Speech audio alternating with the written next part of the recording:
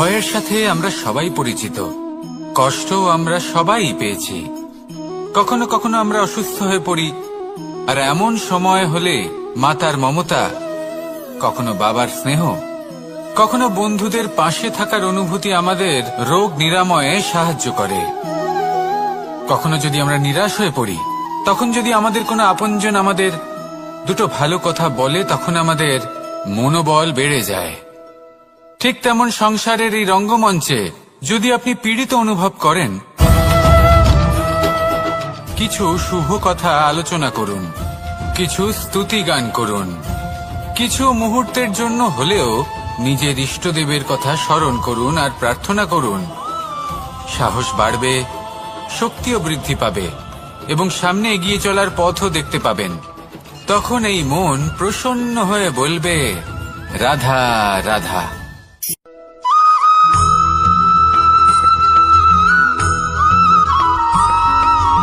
ফিরে আসছিলেন এবং তাদের ফেরার পথে হঠাৎ করে কোথাও থেকে একটি বাছুর চলে এলো।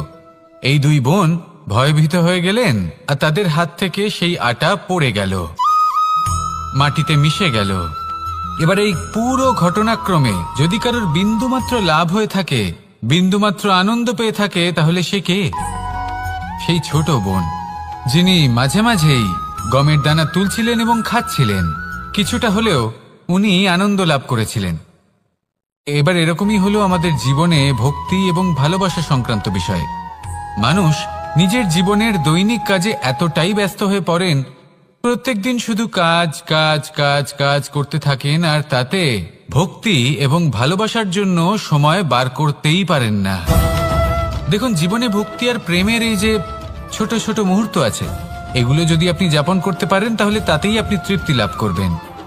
বাকি সবই আপনার ব্যর্থ বলেই মনে হবে। জীবনে যখনই আপনি কোনো কাজ করবেন, ঈশ্বরের প্রতি সমর্পিত হয়ে সেই কাজ করুন। আর যখনই সময় পাবেন, তাহলে সেই সময় নিজের আপনজনদের দিন, যাদের আপনি ভালোবাসেন, তাদের প্রতি যত্নবান হন, তাদের শুভাকাঙ্ক্ষী হন। এই প্রেম আর ভক্তির ছোট ছোট মুহূর্তগুলো আপনার জীবনকে চরিতার্থ করে তুলবে। আসুন আমার সাথে ভালোবেসে বলুন, রাধা রাধা।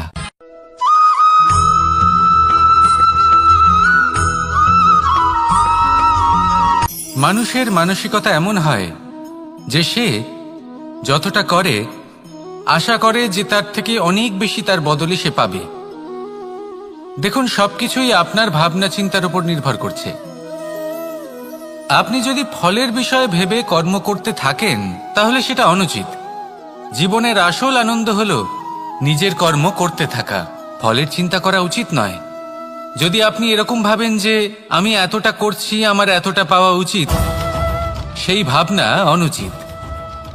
যদি আপনি সেবার মানসিকতা নিয়ে কর্ম করতে থাকেন, কর্মচক্রে প্রবাহিত হন, যদি আপনি এমন ভাবনা রাখেন যে আমি এতটা পাচ্ছি, তাই এর থেকে অনেক বেশি আমি কর্ম করব, তাহলে নিশ্চিতরূপে আপনি যতটা করছেন তার থেকে অনেক বেশি আপনি পাবেন। আপনার আশার থেকে অনেক বেশি আপনি পাবেন। শুধু জীবনে অনেক বেশি কাজ করতে থাকুন, ফলের চিন্তা করবেন না। আর মনে রাখবেন, এই ভাবনাই সব থেকে বড় বীজ। কর্মের উপর বিশ্বাস রাখুন। জীবনে যা যা আপনি চান সবই সুখময় হবে। আসুন আর আমার সাথে ভালোবেসে বলুন, রাধা রাধা।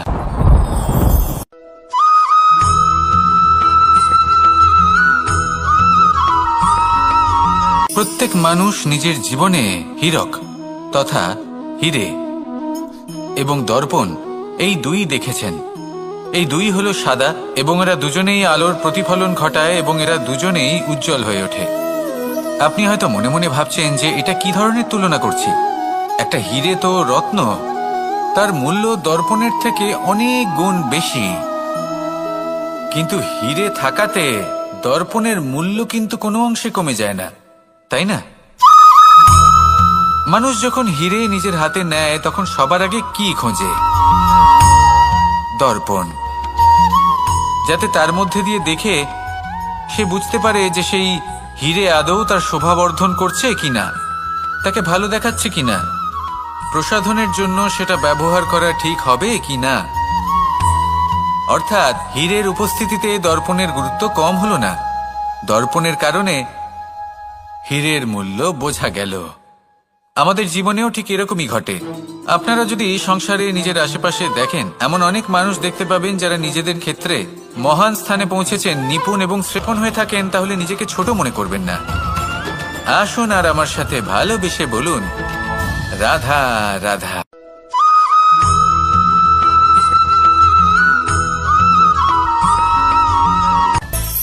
মানুষের মধ্যে একটা বিচিত্র প্রবৃত্তি থাকে, অন্য সকলের বিষয়ে, তাদের জীবনের বিষয়ে, তাদের ব্যক্তিত্বের বিষয়ে, তাদের ভবিষ্যতের বিষয়ে অনুমান করা। এটা হলো অনুচিত।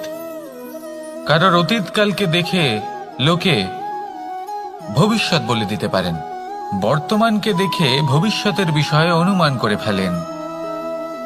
উদাহরণ দিতে হলে বলবো, কোনো দাসকে দেখুন, ওকে দেখে লোকে বলে যে ওর ভবিষ্যৎ সেটাই হতে পারে, অনুমান করে ফেলেন।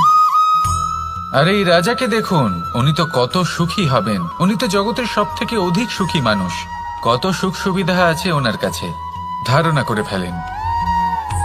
তবে সত্য তো এটাই যে কারোর ব্যক্তিত্বের বিষয়ে, তাদের ভবিষ্যতের বিষয়ে আপনি পূর্ণ সত্য কখনোই বলতে পারবেন না, শুধু অনুমান করতে পারবেন। আর এই অনুমান করে সত্যি কোনো লাভ হয় না, কারণ এই কাল সেটা হলো অত্যন্ত শক্তিশালী। কালো থেকে কালোতর কয়লাকেও হীরেতে পরিণত করতে পারে, অনেক বড় বড় রাজাকেও বিদূষক বানিয়ে ফেলতে পারে এক মুহূর্তেই। তাহলে আপনি অনুমান করে কি লাভ? কি পেলেন অনুমান করে? সেই জন্য কারোর বিষয়ে কোনো অনুমান করবেন না, তার ভবিষ্যতের বিষয়ে অনুমান করতে যাবেন না, কারোর বিষয়ে কোনো ধারণা করে নেবেন না। কিছু করতে হলে ভালোবাসুন, সবার মধ্যে ভালোবাসা ছড়ান, সবার মধ্যে ধন্যাত্মক ভাব ছড়ান। এই মন প্রসন্ন হয়ে বলবে, রাধা রাধা।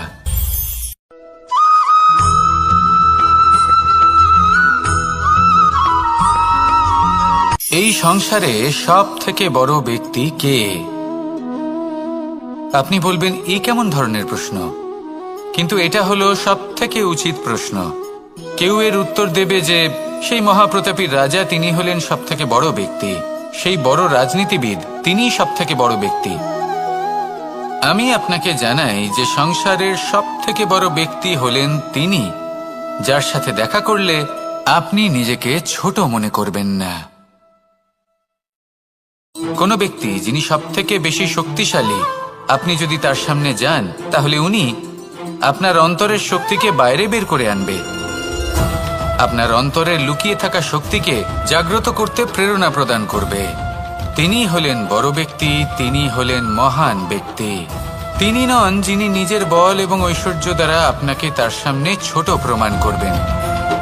এবং সেই জন্য মহাদেব আমার আরাধ্য হলেন আমার খুব প্রিয়।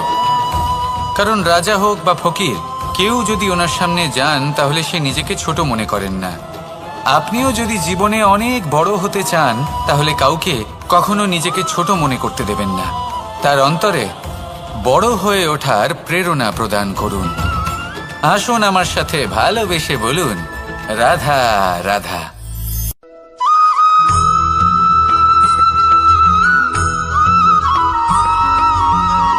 জীবন কিসের উপর নির্ভরশীল? ধনের ওপর, বৈভবের অনুভব যদি আপনি করতে চান, তাহলে তা পাবেন শুধু একতার দ্বারা, সংগঠনের দ্বারা। যদি আপনাকে উদাহরণ দিই, নিজের এই হাতটাকে দেখুন, 5টা আঙুল রয়েছে। কোনো একটা বস্তুকে নিজের একটা আঙুল দ্বারা তুলে ধরার চেষ্টা করে দেখুন, বড়ই কষ্ট হবে। তখন আপনি বুঝতে পারবেন, যখন এই 5টি আঙুল একত্রিত হয়, তখন কোনো কাজ কতটা সহজ হতে পারে। এটাই হলো শক্তি, একতার। সব থেকে ভালো উদাহরণ যদি আপনাকে দিই, তাহলে বাঁশি। এই বাঁশি থেকে অত্যন্ত মধুর সুর নির্গত হয়, যা সবার মন প্রসন্ন করে দেয়। এই কথা সত্যি। কিন্তু এই বাঁশি আমি একটা বা দুটো আঙুল দিয়ে বাজাতে পারবো না, আমাকে প্রত্যেকটা আঙুল ব্যবহার করতেই হবে, তবেই এর থেকে মধুর সুর নির্গত হবে, যা সকলকে প্রসন্ন করবে। ঠিক কিনা? ঠিক এইভাবেই যদি আপনি চান যে আপনার জীবনরূপী বাঁশি থেকেও মধুর সুর নির্গত হোক বা সবার মনকে প্রসন্ন করে তুলুক, তাহলে আপনাকেও জীবনে একতা নিয়ে আসতেই হবে। আপনি একাও কর্ম করতে পারেন, পথ চলতেও পারেন, সামনেও এগোতে পারেন, সাফল্যও লাভ করতে পারেন। কিন্তু যখন সকলে একসাথে এগোবেন, সেই পথে চলবেন, সেই কর্মই করবেন, তখন লক্ষ্যে অবশ্যই পৌঁছবেন, সাফল্য অবশ্যই লাভ করবেন। কিন্তু সেই সাফল্য এবং তার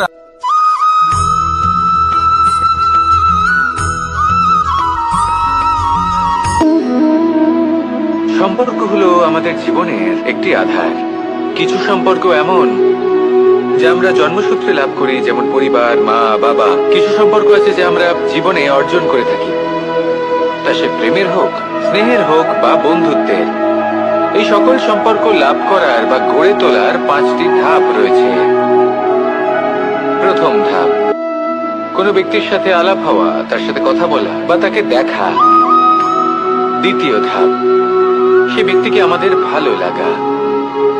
তৃতীয় ধাপ, আমাদের এটা চাইতে শুরু করা যে জীবনে এই ব্যক্তি যেন আমাদের বন্ধু হন, আমাদের জীবনে থাকেন, বা আমাদের কাউকে ভালোবেসে ফেলা। আর এটা আমাদের ভাবা বা চাওয়া যে সেই ব্যক্তি যেন আজীবন আমার সাথে থাকেন, আমার জীবনে আমার সাথী হয়ে।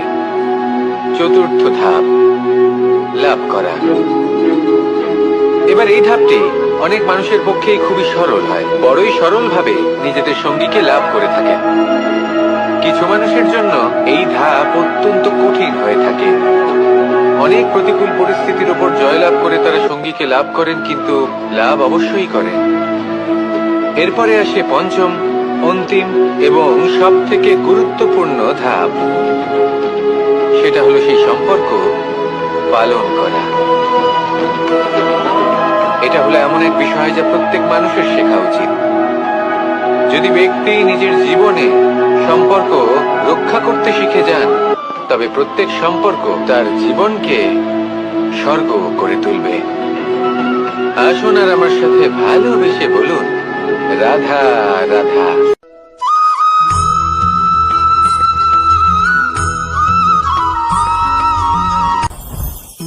জীবনে কিছু শেখা অত্যন্ত গুরুত্বপূর্ণ।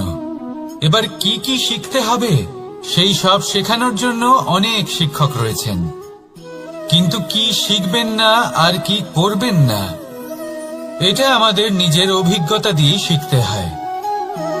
কিন্তু তার মানে এটা নয় যে যদি আপনাকে শিখতে হয় যে আগুনের তাপ কতটা, আপনাকে আগুনের মধ্যে হাত দিতে হবে। না, অন্য কারোর অভিজ্ঞতা দ্বারাও শিখতে পারেন। প্রশ্ন শুধুমাত্র একটাই যে আপনি কি শিখতে চান নাকি চান না।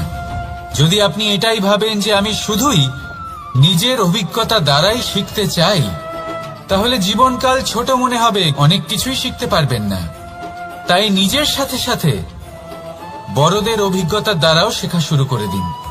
এই সংসারের অভিজ্ঞতা দ্বারা শিখতে শুরু করে দিন। আর এটা নিশ্চিত রূপে শেখা আবশ্যক যে কখন কি করবেন না, কোথায় থামতে হবে আর কোথায় থামবেন না।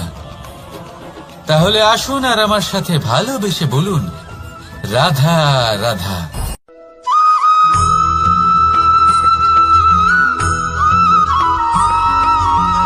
ভালো, শুধু ওনাদের কঠোর ব্যবহার দেখলে আমরা একটু ভয় পেয়ে যাই। এবার ওনাদের এই কঠোর ব্যবহার আমাদের ভালো না লাগলেও অত্যন্ত আবশ্যক, কারণ মাতার থেকে আমরা যে শক্তি লাভ করি তা যেন নিয়ন্ত্রণ হারিয়ে বিধ্বংসী না হয়ে ওঠে।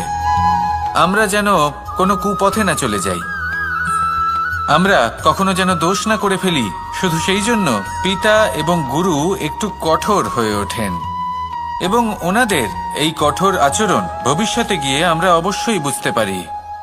জীবনে কিছু বছর আমরা এগিয়ে যাই আর তারপর আমরা বুঝতে পারি যে বাবা এবং গুরু আমাদের যথেষ্ট ভালোবাসতেন, কিন্তু ওনাদের ভালোবাসার বহিঃপ্রকাশ আলাদা। প্রয়োজনীয় হলো এটা দেখার, এটা বোঝার যে শুরু থেকে আমাদের প্রতি ওনাদের আচরণ কেমন ছিল। ওনাদের কঠোর হওয়ার পেছনে ওনাদের ভালোবাসাটা বোঝার চেষ্টা করুন, ওনাদের চিন্তাটা বোঝার চেষ্টা করুন, ওনাদের পথপ্রদর্শনের আড়ালে আপনার ভবিষ্যতের জন্য যে পরিকল্পনা ওনারা করেছেন সেটা বোঝার চেষ্টা করুন। তখন আপনারা বুঝতে পারবেন ওনাদের ভালোবাসাকে। আপনার মনের মধ্যে আপনা থেকেই ওনাদের প্রতি সম্মান জেগে উঠবে। নিজের পিতা এবং নিজের গুরু এই দুজনের প্রতি কৃতজ্ঞতা প্রকাশ করুন আর আমার সাথে ভালোবেসে বলুন, রাধা রাধা।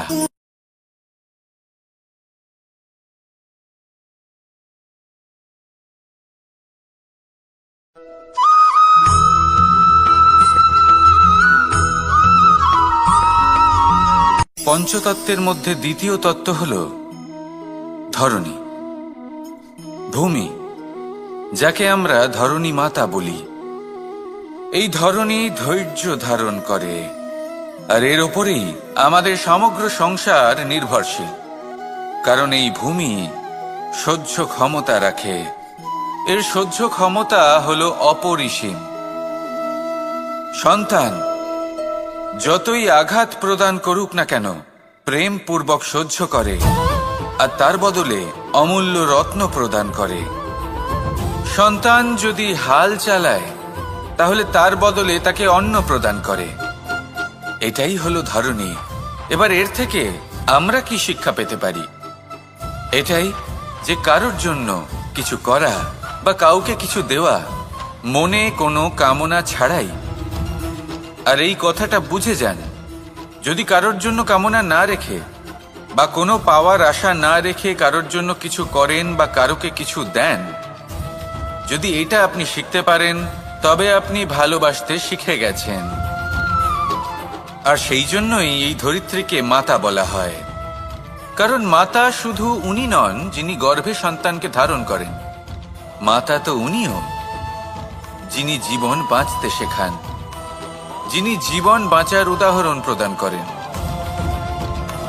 তাহলে ধরণীর থেকে এই নিঃস্বার্থ ভাব শিখুন, নিঃস্বার্থ ভালোবাসা শিখুন, আর এই ভালোবাসার সাথেই বলুন, রাধা রাধা।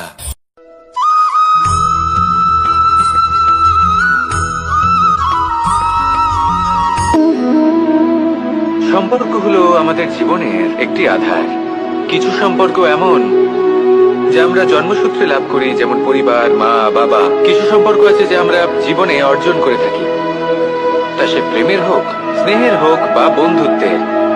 এই সকল সম্পর্ক লাভ করার বা গড়ে তোলার 5টি ধাপ রয়েছে।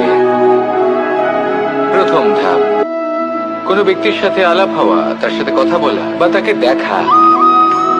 দ্বিতীয় ধাপ, সে ব্যক্তিকে আমাদের ভালো লাগা। তৃতীয় ধাপ, আমাদের এটা চাইতে শুরু করা যে জীবনে এই ব্যক্তি যেন আমাদের বন্ধু হন, আমাদের জীবনে থাকেন, বা আমাদের কাউকে ভালোবেসে ফেলা। আর এটা আমাদের ভাবা বা চাওয়া যে সেই ব্যক্তি যেন আজীবন আমার সাথে থাকেন, আমার জীবনে আমার সাথী হয়ে। চতুর্থ ধাপ, লাভ করা। এবার এই ধাপটি অনেক মানুষের পক্ষেই খুবই সরল হয়, বড়ই সরলভাবে নিজেদের সঙ্গীকে লাভ করে থাকেন। কিছু মানুষের জন্য এই ধাপ অত্যন্ত কঠিন হয়ে থাকে। অনেক প্রতিকূল পরিস্থিতির উপর জয়লাভ করে তারা সঙ্গীকে লাভ করেন, কিন্তু লাভ অবশ্যই করেন। এরপরে আসে পঞ্চম, অন্তিম এবং সব থেকে গুরুত্বপূর্ণ ধাপ। সেটা হলো সেই সম্পর্ক পালন করা। এটা হলো এমন এক বিষয় যা প্রত্যেক মানুষের শেখা উচিত। যদি ব্যক্তি নিজের জীবনে সম্পর্ক রক্ষা করতে শিখে যান, তবে প্রত্যেক সম্পর্ক তার জীবনকে স্বর্গ করে তুলবে। আসুন আর আমার সাথে ভালোবেসে বলুন, রাধা রাধা।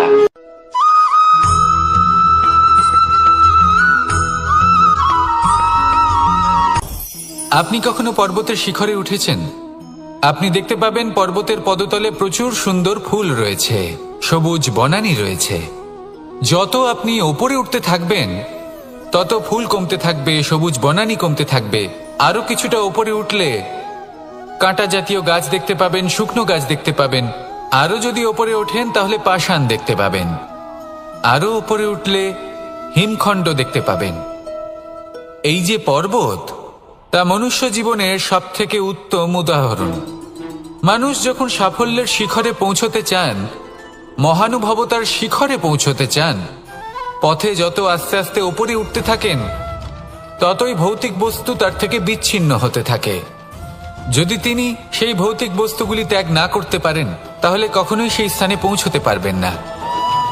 আর মানুষ যদি উচিত ত্যাগ করতে পারেন, পথে অগ্রসর হতে থাকেন, এগোতে থাকেন, তাহলে একদিন না একদিন তিনি মহানুভবতার, জ্ঞানের, সাফল্যের হিমের স্বাদ অবশ্যই লাভ করবেন। মনে রাখবেন, মানব জীবনে ত্যাগ হলো অত্যন্ত গুরুত্বপূর্ণ অংশ। আসুন আমার সাথে ভালোবেসে বলুন, রাধা রাধা।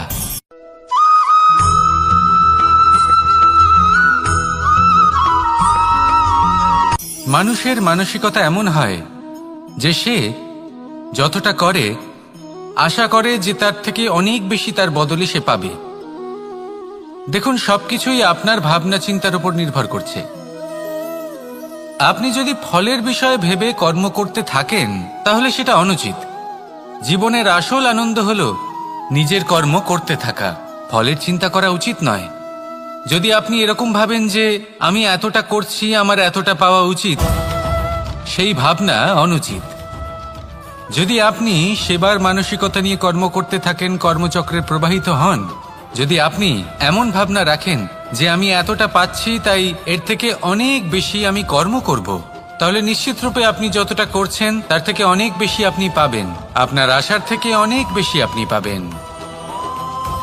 শুধু জীবনে অনেক বেশি কাজ করতে থাকুন, ফলের চিন্তা করবেন না। আর মনে রাখবেন, এই ভাবনাই সব থেকে বড় বীজ। কর্মের উপর বিশ্বাস রাখুন। জীবনে যা যা আপনি চান সবই সুখময় হবে। আসুন আর আমার সাথে ভালোবেসে বলুন, রাধা রাধা।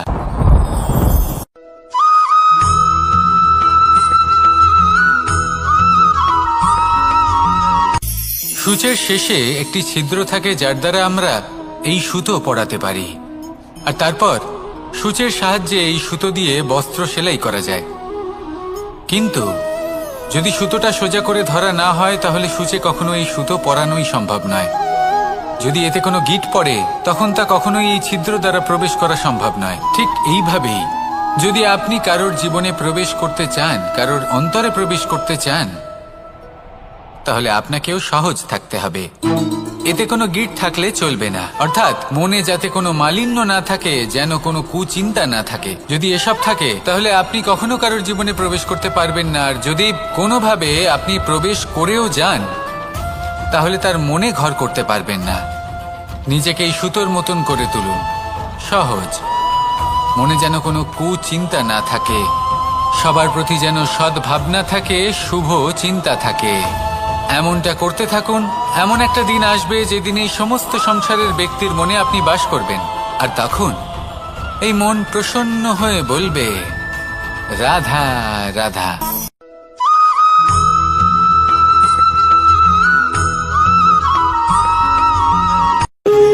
যখন মানুষের মৃত্যু হয় তখন কি হয়? অনেক সংখ্যক মানুষ শোক পালন করতে চলে আসেন। যে ব্যক্তি মৃত্যু লাভ করেছেন তার অনেক বস্তু থাকে যেগুলো তার প্রিয়, যেগুলো তিনি ব্যবহার করেছেন। তার শয্যা, তার বস্ত্র, তার আভূষণ সবকিছু তার থেকে বিচ্ছিন্ন করা হয় এবং খালি হাতে তাকে শ্মশানের উদ্দেশ্যে রওনা করা হয়।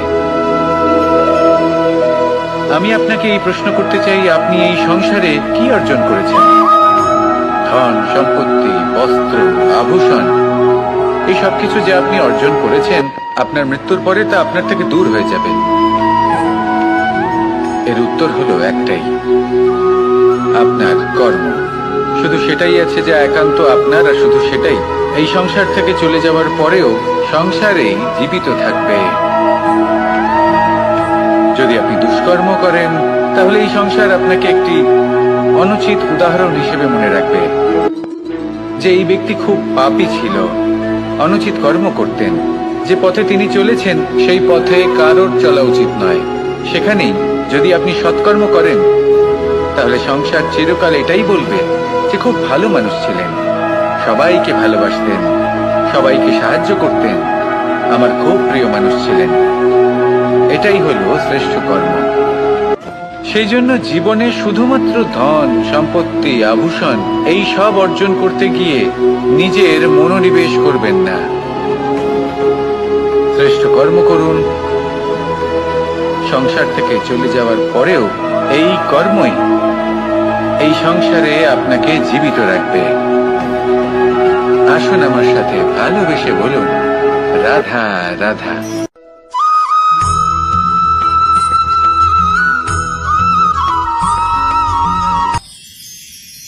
মানুষ তার জীবনে দুই ধরনের পরিস্থিতিকে খুব ভয় পায়। এক, কোনো কারণবশত কারোর সামনে নত হওয়া। দুই, কোনো কারণে নিজের চরিত্র থেকে, নিজের মূল্যবোধ থেকে বিচ্যুত হওয়া। এবার কেন হয় এরকম যে কথায় কথায় কারোর সামনে নত হতে হয়?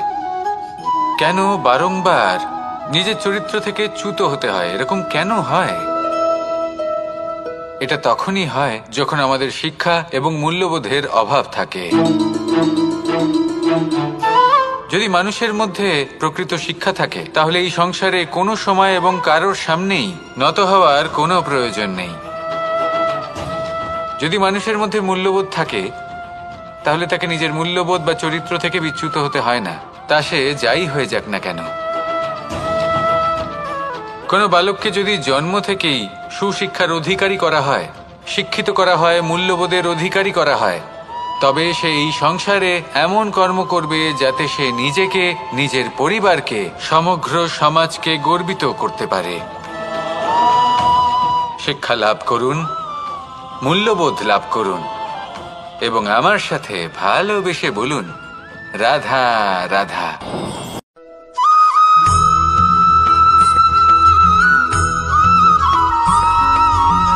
কথায় আছে যে এমন কোনো অক্ষর নেই যার দ্বারা কোনো মন্ত্র হয় না। এমন কোনো বনস্পতি নেই যা নিজেই একটা ঔষধি নয়। পৃথিবীর এমন কোনো ব্যক্তি নেই যার মধ্যে কোনো যোগ্যতা থাকে না। শুধু প্রয়োজন হলো যে ব্যক্তিকে আমরা খুঁজে চলেছি তাকে সঠিকভাবে চিনে নেওয়া। যদি তার যোগ্যতা, তার বিশেষত্ব আমরা বুঝতেই না পারি, তাহলে আর লাভ কি রইল? এই সংসারে এমন অনেক ব্যক্তি রয়েছেন যারা ছোট ছোট অসফলতার কারণে আপনাকে এটা বলে দেবে যে আপনি কোনো কাজের নন, আপনি হলেন মূর্খ, আপনি কিছুই করতে পারবেন না। এইসব কথায় কখনোই বিশ্বাস করবেন না, কারণ আপনি এবং প্রত্যেকটি জীব এই পরমাত্মা এবং এই প্রকৃতির সৃষ্টি, যা অত্যন্ত বিশেষ। যদি আপনাকে উদাহরণ দিই, তাহলে একদিকে আছে তরোয়াল, একটা বড় লম্বা তরোয়াল, যার দ্বারা যুদ্ধ করা যায়, জয়লাভ করা যায়।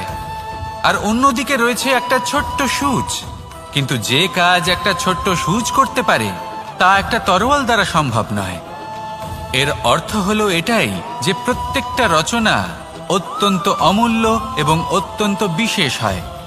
তাহলে বিশ্বাস রাখুন যে আপনি অত্যন্ত বিশেষ একজন, আর প্রেমের সাথে বলুন, রাধা রাধা।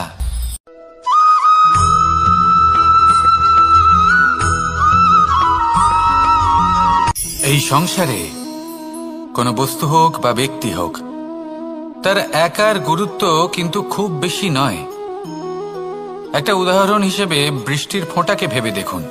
যদি একটি বৃষ্টির ফোঁটা হয় তাহলে তার খুব বেশি গুরুত্ব থাকে না, কিন্তু যখন সহস্র বৃষ্টির ফোঁটা মেঘের মধ্যে দিয়ে ঝরে পড়ে, তখন সেটা বর্ষার রূপ ধারণ করে। সেই বর্ষা যা এই প্রকৃতিকে শান্ত করে। সেইভাবেই পাথরের ছোট টুকরো, তার খুব বেশি গুরুত্ব থাকে না, কিন্তু যখন অসংখ্য পাথরের টুকরো একত্রিত হয় তখন তা পর্বতের আকার ধারণ করে।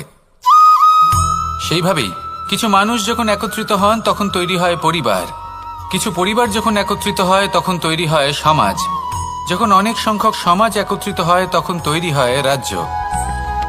এবার এই রাজ্যের সবথেকে গুরুত্বপূর্ণ ব্যক্তি হতে পারেন রাজা, কিন্তু তাও সেই রাজা একা কিছু করতে পারেন না। যুদ্ধ লড়ার সময় তারও নিজের সৈন্যদলকে প্রয়োজন পড়ে। কিন্তু এই সংসারে এমন একজন ব্যক্তি আছেন যিনি একাই সব কাজ করতে থাকেন, এবং সেই ব্যক্তি হলেন মা। আমাদের জীবনে একজন পিতার ভূমিকা কিন্তু নিঃসন্দেহে অমূল্য, কিন্তু আমাদের সকলের জীবনে যে ভূমিকা একজন মায়ের তা অন্য কারোর থাকে না। একজন মা একাই সন্তানকে বড় করতে পারেন, সংস্কারী করে তুলতে পারেন, তার জন্য পরিশ্রম করেন। আর এত কিছু কাজ করার পরেও তার কাজের জন্য তিনি প্রশংসা অবশ্য পান না। উল্টে যদি সেই সন্তান অনুচিত পথে চালিত হয়, অনুচিত কর্ম করে, তখন সেই মাকেই অপবাদের পাত্র হয়ে উঠতে হয়। আমাদের জীবনে মায়ের যোগদান কতটা সেটা বুঝুন। আপনাকে বড় করে তোলার জন্য উনি কতটা পরিশ্রম করেছেন সেটা বুঝুন। আজ থেকে, এখন থেকে, এই মুহূর্ত থেকে মাকে সম্মান করতে শিখুন। যখন সময় পাবেন, যখন সুযোগ হবে, তখন তার প্রশংসা করুন। ওনারও ভালো লাগবে। আর মায়ের এই মমতার জন্য, তার এই ভূমিকার জন্য আসুন সবাই মিলে আমরা তাকে প্রণাম করি, আর সকলে মিলে ভালোবেসে বলি, রাধা রাধা।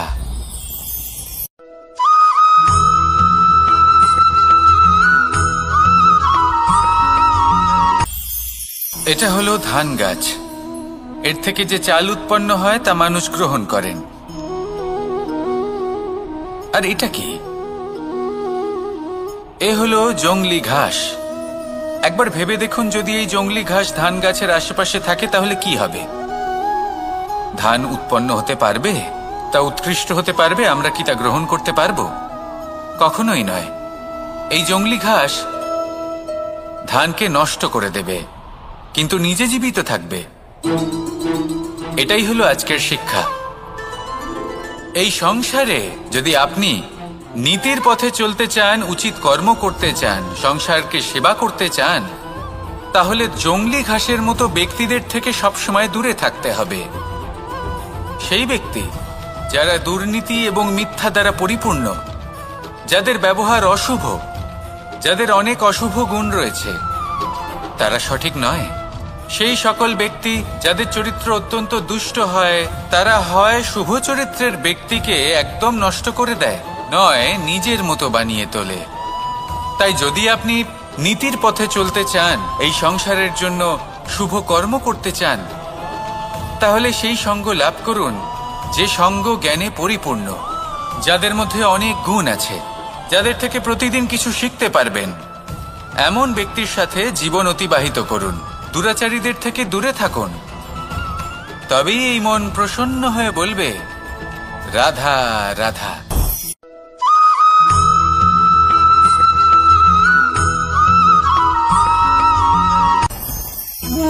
ভোজন।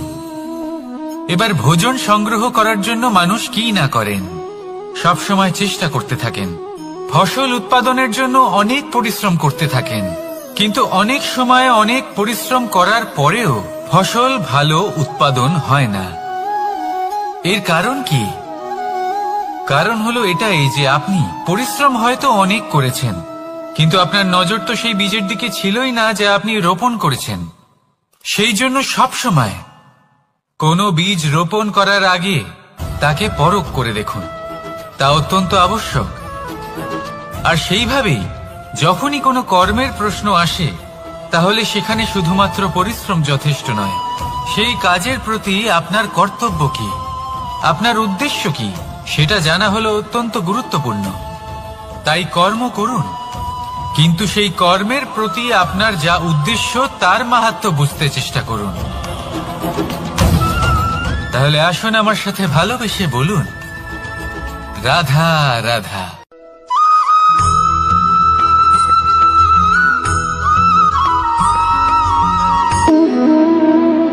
সম্পর্ক হলো আমাদের জীবনের একটি আধার।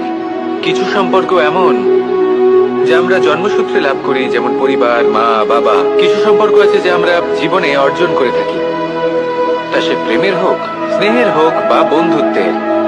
এই সকল সম্পর্ক লাভ করার বা গড়ে তোলার 5টি ধাপ রয়েছে। প্রথম ধাপ, কোনো ব্যক্তির সাথে আলাপ হওয়া, তার সাথে কথা বলা বা তাকে দেখা। দ্বিতীয় ধাপ, সে ব্যক্তিকে আমাদের ভালো লাগা। তৃতীয় ধাপ, আমাদের এটা চাইতে শুরু করা যে জীবনে এই ব্যক্তি যেন আমাদের বন্ধু হন, আমাদের জীবনে থাকেন, বা আমাদের কাউকে ভালোবেসে ফেলা। আর এটা আমাদের ভাবা বা চাওয়া যে সেই ব্যক্তি যেন আজীবন আমার সাথে থাকেন, আমার জীবনে আমার সাথী হয়ে। চতুর্থ ধাপ, লাভ করা।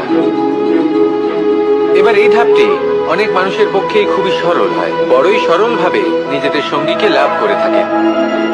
কিছু মানুষের জন্য এই ধাপ অত্যন্ত কঠিন হয়ে থাকে। অনেক প্রতিকূল পরিস্থিতির উপর জয়লাভ করে তারা সঙ্গীকে লাভ করেন, কিন্তু লাভ অবশ্যই করেন। এরপরে আসে পঞ্চম, অন্তিম এবং সব থেকে গুরুত্বপূর্ণ ধাপ। সেটা হলো সেই সম্পর্ক পালন করা। এটা হলো এমন এক বিষয় যা প্রত্যেক মানুষের শেখা উচিত। যদি ব্যক্তি নিজের জীবনে সম্পর্ক রক্ষা করতে শিখে যান, তবে প্রত্যেক সম্পর্ক তার জীবনকে স্বর্গ করে তুলবে। আসুন আর আমার সাথে ভালোবেসে বলুন, রাধা রাধা।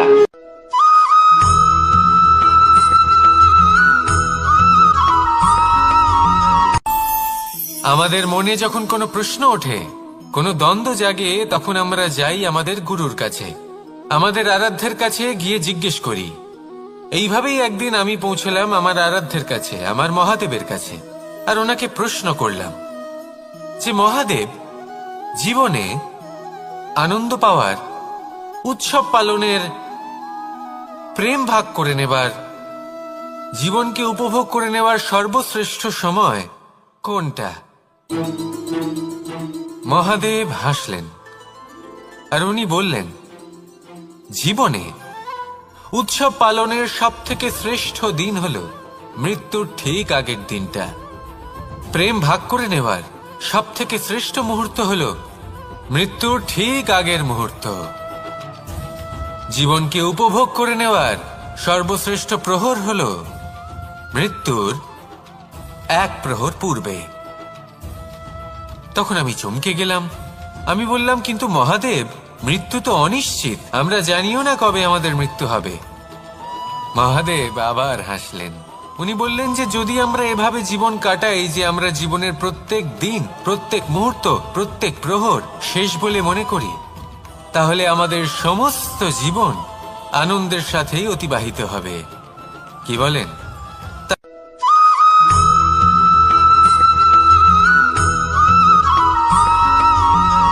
এই সংসারে কোনো বস্তু হোক বা ব্যক্তি হোক, তার একার গুরুত্ব কিন্তু খুব বেশি নয়।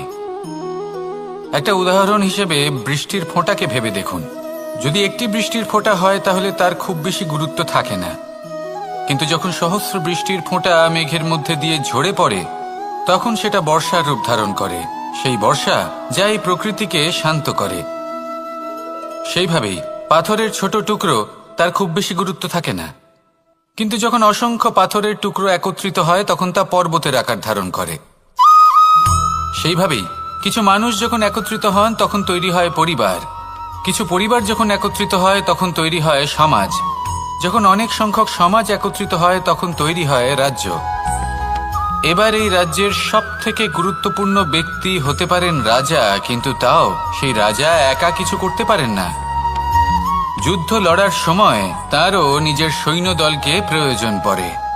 কিন্তু এই সংসারে এমন একজন ব্যক্তি আছেন যিনি একাই সব কাজ করতে থাকেন, এবং সেই ব্যক্তি হলেন মা। আমাদের জীবনে একজন পিতার ভূমিকা কিন্তু নিঃসন্দেহে অমূল্য, কিন্তু আমাদের সকলের জীবনে যে ভূমিকা একজন মায়ের তা অন্য কারোর থাকে না। একজন মা একাই সন্তানকে বড় করতে পারেন, সংস্কারী করে তুলতে পারেন, তার জন্য পরিশ্রম করেন। আর এত কিছু কাজ করার পরেও তার কাজের জন্য তিনি প্রশংসা অবশ্য পান না। উল্টে যদি সেই সন্তান অনুচিত পথে চালিত হয়, অনুচিত কর্ম করে, তখন সেই মাকেই অপবাদের পাত্র হয়ে উঠতে হয়। আমাদের জীবনে মায়ের যোগদান কতটা সেটা বুঝুন। আপনাকে বড় করে তোলার জন্য উনি কতটা পরিশ্রম করেছেন সেটা বুঝুন। আজ থেকে, এখন থেকে, এই মুহূর্ত থেকে মাকে সম্মান করতে শিখুন। যখন সময় পাবেন, যখন সুযোগ হবে, তখন তার প্রশংসা করুন, ওনারও ভালো লাগবে। আর মায়ের এই মমতার জন্য, তার এই ভূমিকার জন্য আসুন সবাই মিলে আমরা তাকে প্রণাম করি আর সকলে মিলে ভালোবেসে বলি, রাধা রাধা।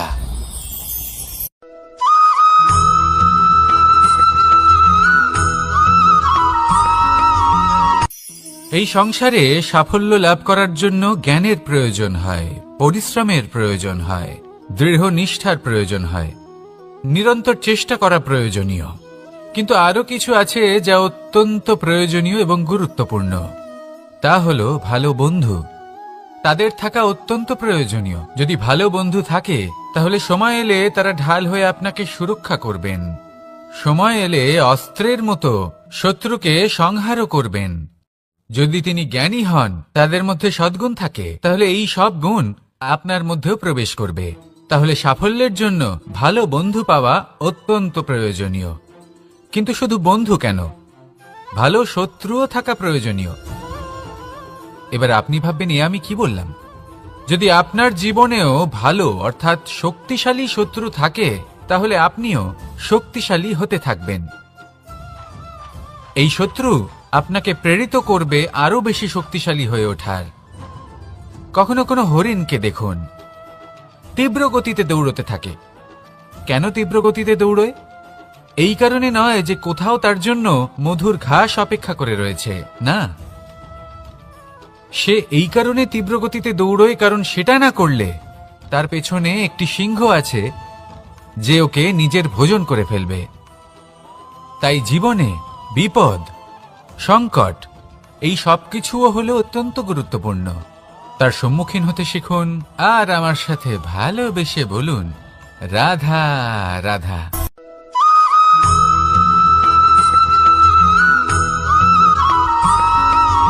কথায় আছে, প্রত্যেক পুত্র তার পিতার প্রতিচ্ছবি হয়, আর সমস্ত প্রতিচ্ছবি চায় যেন সে তার অস্তিত্ব প্রাপ্ত করতে পারে। পুত্র চায় সে যেন তার পিতার মতো হয়, বা কখনো কখনো তার থেকেও শ্রেষ্ঠ হয়। সেটা কোনো অনুচিত ব্যাপার নয়।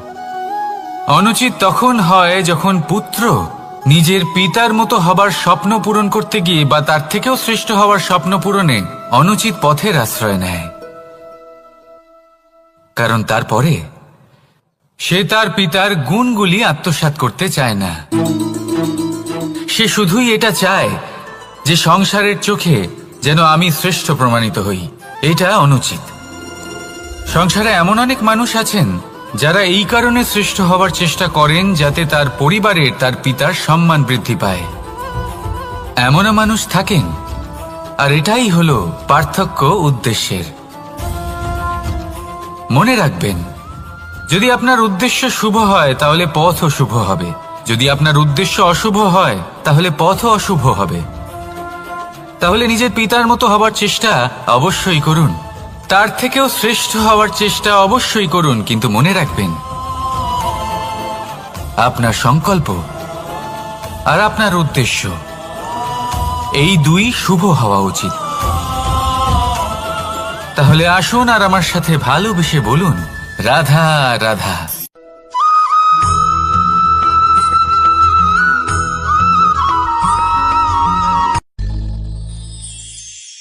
শিশিরের বিন্দু পাতার ওপর পড়ে আর তার গায়ে লেগে থাকে। পাতা তাকে শুষে নিতে পারে না, আর শেষ পর্যন্ত সে ঝরে পড়ে যায়। অন্যদিকে রয়েছে মেঘ এবং চাতক। এদের মধ্যে অনেক দূরত্ব থাকে। মেঘ থাকে আকাশে আর চাতক থাকে ধরিত্রীতে। কিন্তু যখন এই মেঘ থেকে বৃষ্টি ঝরে পড়ে, এই চাতক কিন্তু সেই জলই পান করে, নয়তো সে তৃষ্ণার্ত থেকে যায়। এবার অন্যদিকে দেখলাম শিশির বিন্দু আর পাতার এই সম্পর্ক। এরা খুব কাছাকাছি থাকে, ঘনিষ্ঠও থাকে। অন্যদিকে রয়েছে মেঘ এবং চাতকের সম্পর্ক, যাদের মধ্যে অনেক দূরত্ব থাকা সত্ত্বেও তারা খুব ঘনিষ্ঠ, তাই না? এই সারমর্ম খুব সরল। এই নৈকট্য, এই দূরত্ব, তা আপনার সম্পর্কে প্রভাব কিছুতেই ফেলতে পারে না। এই নৈকট্য, এই দূরত্ব, এইসব হলো শুধুমাত্র মনের ব্যাপার।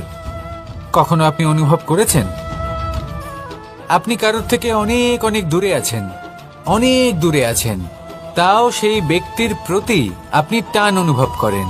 সেখানে আপনি কারোর সাথে প্রত্যেক দিন অতিবাহিত করেন, সমস্ত জীবন অতিবাহিত করেন, সব থেকে বেশি সময় তার সাথে অতিবাহিত করেন, তাও তার প্রতি সেই টান অনুভব করেন না। এই সংকেত হলো মনের দূরত্বের। তাহলে মনের এই দূরত্ব দূর করুন আর আমার সাথে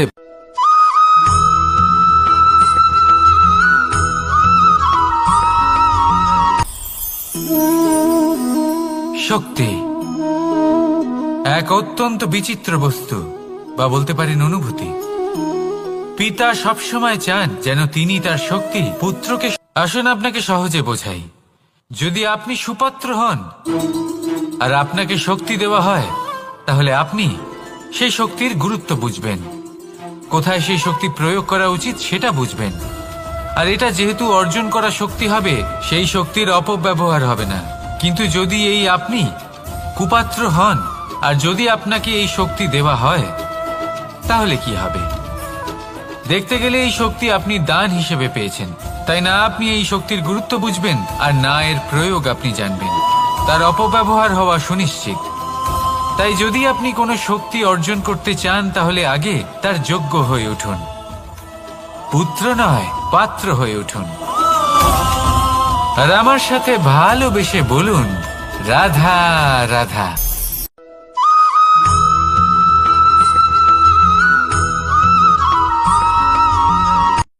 শুধু ওনাদের কঠোর ব্যবহার দেখলে আমরা একটু ভয় পেয়ে যাই। এবার ওনাদের এই কঠোর ব্যবহার আমাদের ভালো না লাগলেও অত্যন্ত আবশ্যক, কারণ মাতার থেকে আমরা যে শক্তি লাভ করি তা যেন নিয়ন্ত্রণ হারিয়ে বিধ্বংসী না হয়ে ওঠে। আমরা যেন কোনো কুপথে না চলে যাই, আমরা কখনো যেন দোষ না করে ফেলি।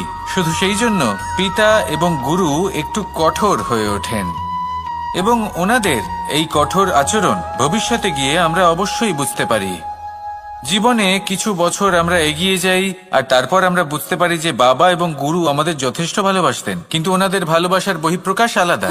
প্রয়োজনীয় হলো এটা দেখার, এটা বোঝার যে শুরু থেকে আমাদের প্রতি ওনাদের আচরণ কেমন ছিল।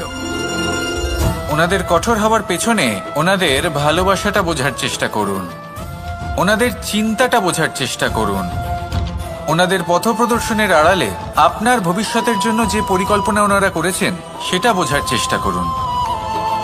তখন আপনারা বুঝতে পারবেন ওনাদের ভালোবাসাকে। আপনার মনের মধ্যে আপনা থেকেই ওনাদের প্রতি সম্মান জেগে উঠবে। নিজের পিতা এবং নিজের গুরু এই দুজনের প্রতি কৃতজ্ঞতা প্রকাশ করুন আর আমার সাথে ভালোবেসে বলুন, রাধা রাধা।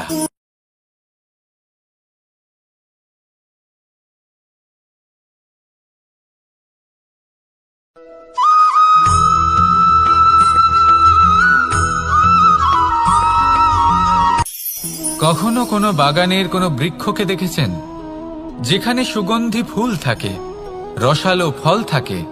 তখন মন প্রফুল্ল হয়ে ওঠে, মন থেকে সেই বৃক্ষের প্রতি ভালোবাসা জন্মায়। কিন্তু যিনি বাগানের মালিক, শুধুমাত্র তিনিই জানেন যে কিভাবে এই বৃক্ষকে আগলে রাখতে হয়, কিভাবে তার পরিচর্যা করলে এতে সুন্দর সুগন্ধি ফুল হবে, রসালো ফল হবে। কখনো কখনো প্রয়োজনের থেকে বেশি রোদ পেলে এই বৃক্ষগুলি শুকিয়ে যায়, প্রয়োজনের থেকে কম রোদ পেলেও এই বৃক্ষ কিন্তু শুকিয়ে যায়। প্রয়োজনের থেকে কম জল যদি পায়, এই বৃক্ষ শুকিয়ে যেতে পারে। প্রয়োজনের থেকে অতিরিক্ত জল যদি পায়, তখনও এই বৃক্ষের শিকড়গুলি নষ্ট হয়ে যেতে পারে। এবার এটাই কিন্তু আমাদের সংসারের সাথেও হয়। আমাদের সংসারের সকল প্রতিভাশালী ব্যক্তি, যেমন লেখক, বিচারক, প্রবক্তা, যোদ্ধা, এদের সবার ক্ষেত্রে এই কথাটাই প্রযোজ্য। যদি বেশি প্রশংসা করা হয়, তাহলেও এরা হারিয়ে যাবেন। প্রয়োজনের থেকে বেশি যদি নিন্দা করা হয়, তখনও তারা নত হয়ে পড়বেন।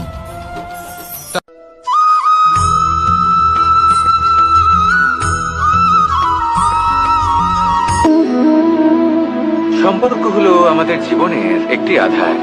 কিছু সম্পর্ক এমন যা আমরা জন্মসূত্রে লাভ করি, যেমন পরিবার, মা, বাবা। কিছু সম্পর্ক আছে যা আমরা জীবনে অর্জন করে থাকি, তা সে প্রেমের হোক, স্নেহের হোক বা বন্ধুত্বের। এই সকল সম্পর্ক লাভ করার বা গড়ে তোলার 5টি ধাপ রয়েছে। প্রথম ধাপ। কোনো ব্যক্তির সাথে আলাপ হওয়া, তার সাথে কথা বলা বা তাকে দেখা। দ্বিতীয় ধাপ, সে ব্যক্তিকে আমাদের ভালো লাগা। তৃতীয় ধাপ, আমাদের এটা চাইতে শুরু করা যে জীবনে এই ব্যক্তি যেন আমাদের বন্ধু হন, আমাদের জীবনে থাকেন, বা আমাদের কাউকে ভালোবেসে ফেলা। আর এটা আমাদের ভাবা বা চাওয়া যে সেই ব্যক্তি যেন আজীবন আমার সাথে থাকেন, আমার জীবনে আমার সাথী হয়ে। চতুর্থ ধাপ, লাভ করা। এবার এই ধাপটি অনেক মানুষের পক্ষেই খুবই সরল হয়, বড়ই সরলভাবে নিজেদের সঙ্গীকে লাভ করে থাকেন। কিছু মানুষের জন্য এই ধাপ অত্যন্ত কঠিন হয়ে থাকে। অনেক প্রতিকূল পরিস্থিতির উপর জয়লাভ করে তারা সঙ্গীকে লাভ করেন, কিন্তু লাভ অবশ্যই করেন। এরপরে আসে পঞ্চম, অন্তিম এবং সব থেকে গুরুত্বপূর্ণ ধাপ। সেটা হলো সেই সম্পর্ক পালন করা। এটা হলো এমন এক বিষয় যা প্রত্যেক মানুষের শেখা উচিত। যদি ব্যক্তি নিজের জীবনে সম্পর্ক রক্ষা করতে শিখে যান, তবে প্রত্যেক সম্পর্ক তার জীবনকে স্বর্গ করে তুলবে। আসুন আর আমার সাথে ভালোবেসে বলুন, রাধা রাধা।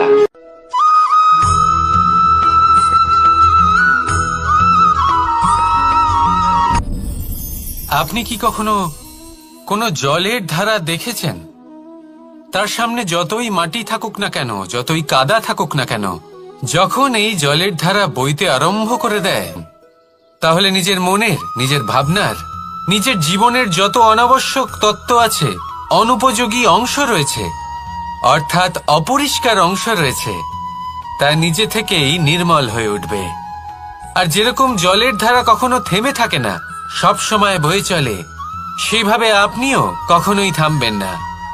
সবসময় বয়ে চলুন, এগোতে থাকুন। পথে যদি অনেক বিপদ আসে, সমস্যা আসে, থামবেন না, তার উপর নিরন্তর প্রহার করুন, নিরন্তর প্রয়াস করুন আর অগ্রসর হন। আপনি ভেবে দেখুন, এই জলের ধারা কখনো থেমে থাকে না, সবসময় বয়ে চলে, বিপদের সম্মুখীন হয়ে তাকে সাথে বয়ে নিয়ে চলে। সেই জন্য জলের ধারা, প্রবাহমান এই ধারা, এর থেকে কখনো দুর্গন্ধ আসে না, এতে কখনো ময়লা জমতে পারে না, বরং পালিত হয় সুন্দর প্রাণবন্ত জীবজন্তু, যেমন সুন্দর ছোট মাছ। তাই আপনিও এটাই করুন, কখনো থামবেন না, শুধু চলতে থাকুন, জলের ধারার মতো বইতে থাকুন।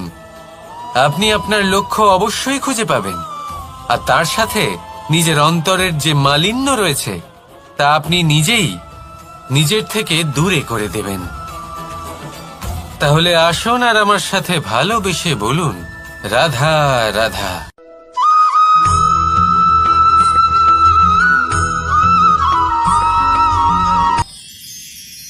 মানুষ তার জীবনে দুই ধরনের পরিস্থিতিকে খুব ভয় পায়।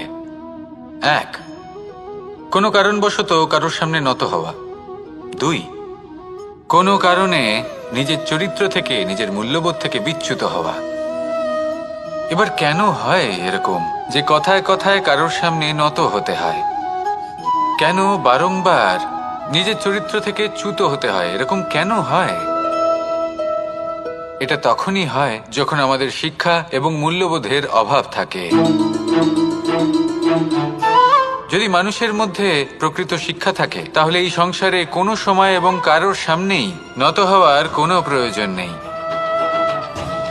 যদি মানুষের মধ্যে মূল্যবোধ থাকে, তাহলে তাকে নিজের মূল্যবোধ বা চরিত্র থেকে বিচ্যুত হতে হয় না, তা সে যাই হয়ে যাক না কেন।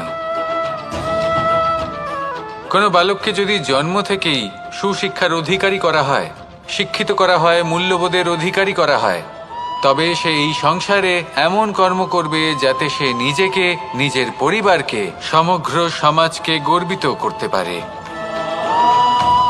শিক্ষা লাভ করুন, মূল্যবোধ লাভ করুন এবং আমার সাথে ভালোবেসে বলুন, রাধা রাধা।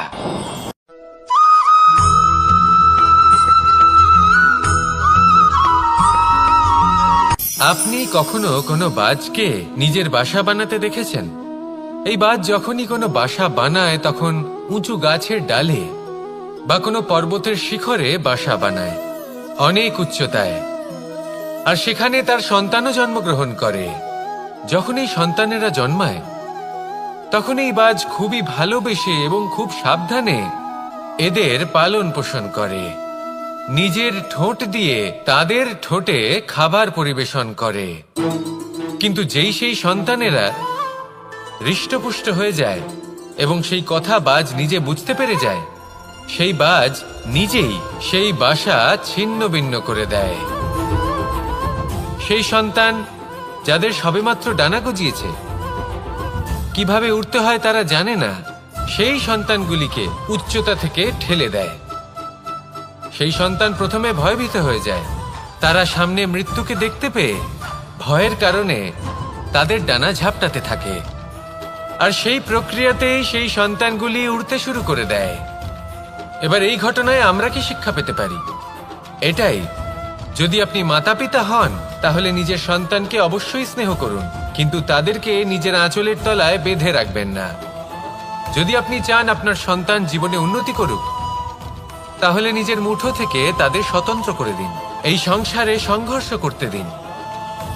সেই সন্তান নিজেই বুঝতে পারবে যে জন্মের সময় পাওয়া ডানা কি করে ব্যবহার করতে হয়। আর আপনার চোখের সামনে আপনার সন্তান এই আকাশে উড়তে থাকবে। তাহলে আসুন আমার সাথে ভালোবেসে বলুন, রাধা রাধা।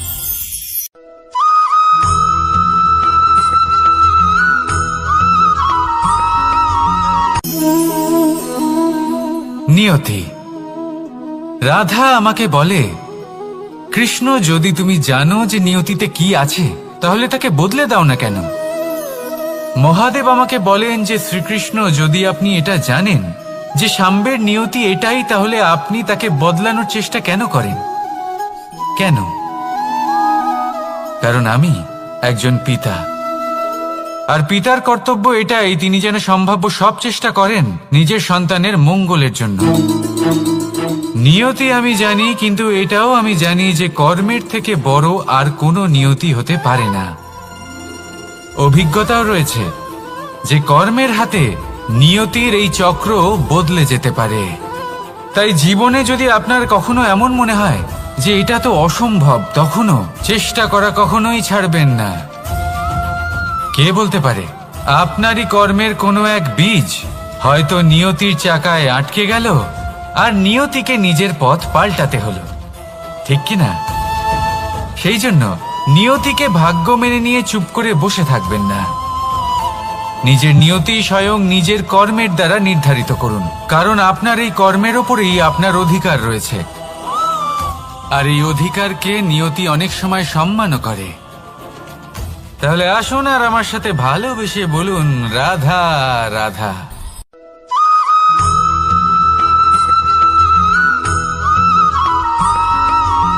কখনো কখনো আমরা ভাবি যে কোনো ব্যক্তি যিনি ধর্মের পথে চলেছেন, যদি তার দ্বারা কোনো ভুল হয়ে থাকে তাহলে নিয়তি তাকে সেই মুহূর্তেই কঠোর শাস্তি দেন। কিন্তু সেই সব মানুষ যারা সংসারের সবথেকে বড় অধর্মী, বহু নিকৃষ্ট মানের কাজ করেন, তাদের নিয়তি অনেক সুযোগ দেন। তাদের নিয়তি এরকম কঠোর প্রহার করেন না। এই ভাবনা কখনো না কখনো মনে আসেই। ভেবে দেখুন কেন? আসলে জীবনকে বেশিরভাগ মানুষ একভাবেই দেখে থাকেন, বিভিন্ন স্তরে একে দেখা উচিত। এবার আপনি বলুন, এই সংসারে কোনো অধর্মী কখনো প্রেরণার উৎস হতে পারেন? কখনোই নয়। যে মানুষ নিজের আত্মাকে মলিন করে ফেলেছেন, তিনি এই সংসারকে কিভাবে প্রেরণা যোগাবেন? উনি নিজেই বুঝতে পারেন না কোনটা করা উচিত, ধর্ম কোনটা। তাই নিয়তি তাকে একটা সুযোগ দেন, এটা বোঝার সুযোগ দেন যে কোনটা উচিত, কোনটা ধর্ম। সুযোগ দেন নিজের বিবেক জাগিয়ে তোলার, তাকে সুযোগ দেন নিজের অন্তরাত্মার ডাক শোনার। যখন তাতেও কাজ হয় না, তখন নিয়তির কাছে একটাই পথ বাকি থাকে, আর তা হল মহাবিনাশ। মহাবিনাশ হয়তো দেরিতেই আসতে পারে, কিন্তু তা অবশ্যই আসবে। আর যখন মহাবিনাশ আসে, তখন মহাবিনাশের যন্ত্রণা সমগ্র মানব জীবনের যন্ত্রণার থেকে অনেক বেশি হয়। এই কথাটা সবসময় মনে রাখবেন। আর অন্যদিকে যে মানুষ ধর্মের পথে চলছেন তার দ্বারা যদি কোনো ভুল হয়ে থাকে তখন নিয়তি তার পরীক্ষা নেন। কিছুক্ষণের জন্য মানুষের মনে হতে পারে নিয়তি তাকে কঠোর শাস্তি দিয়েছেন।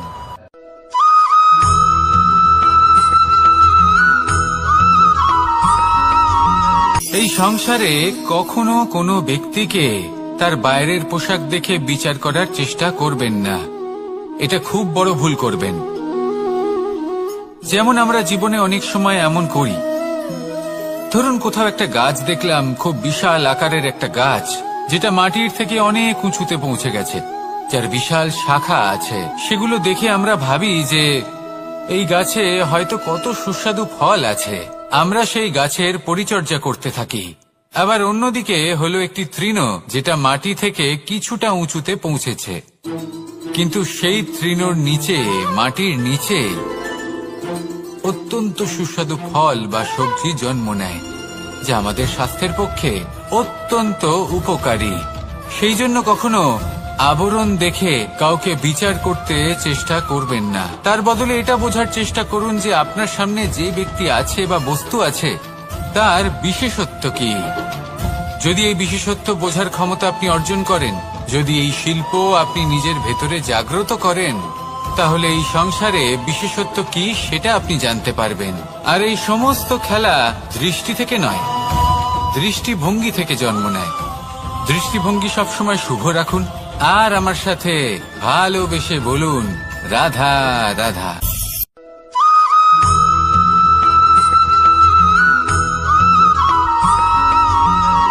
পুরুষার্থ। শাস্ত্রে 4 ধরনের পুরুষার্থের কথা বলা হয়েছে। প্রথম হলো ধর্ম। আপনি কি জানেন এই ধর্ম আসলে কি? আপনার কি মনে হয় ধর্ম আসলে কি? কোনো বিশেষ ঈশ্বরকে মানাই কি ধর্ম বলা হয়? নাকি কোনো বিশেষ রীতি পালন করাই হলো ধর্ম? নাকি কোনো বিশেষ সাহিত্যকে সর্বশ্রেষ্ঠ মনে করাই হলো ধর্ম? না, ধর্ম হলো সেটা যাকে ধারণ করা যেতে পারে। আর ধারণ শুধু সেটাই করা যায় যা পবিত্র। পবিত্র শুধু তাকেই বলা হয় যা নিঃস্বার্থ, যার মধ্যে শাসন করার কোনো ইচ্ছে নেই, যা সরলভাবেই প্রবাহমান, জল এবং বায়ুর মতো। যখন কোনো ব্যক্তি ধর্মকে ধারণ করেন এবং সেই ধর্ম সেই ব্যক্তিকে রক্ষা করে, তখন তাকে ধর্ম বলা হয়। ধর্ম যা রক্ষা করে অহংকার থেকে, খারাপ চিন্তার হাত থেকে। সেই জন্য পুরুষার্থ গড়ে তোলার আগে, ধর্ম পালন করার আগে ধর্মের প্রকৃত অর্থ কি সেটা বুঝে নিন। এটা জেনে রাখুন যে সমস্ত ধর্মের আধার, সমস্ত ধর্মের ভিত শুধুমাত্র ভালোবাসা। আসুন আর এই ভালোবাসার সাথেই বলুন, রাধা রাধা।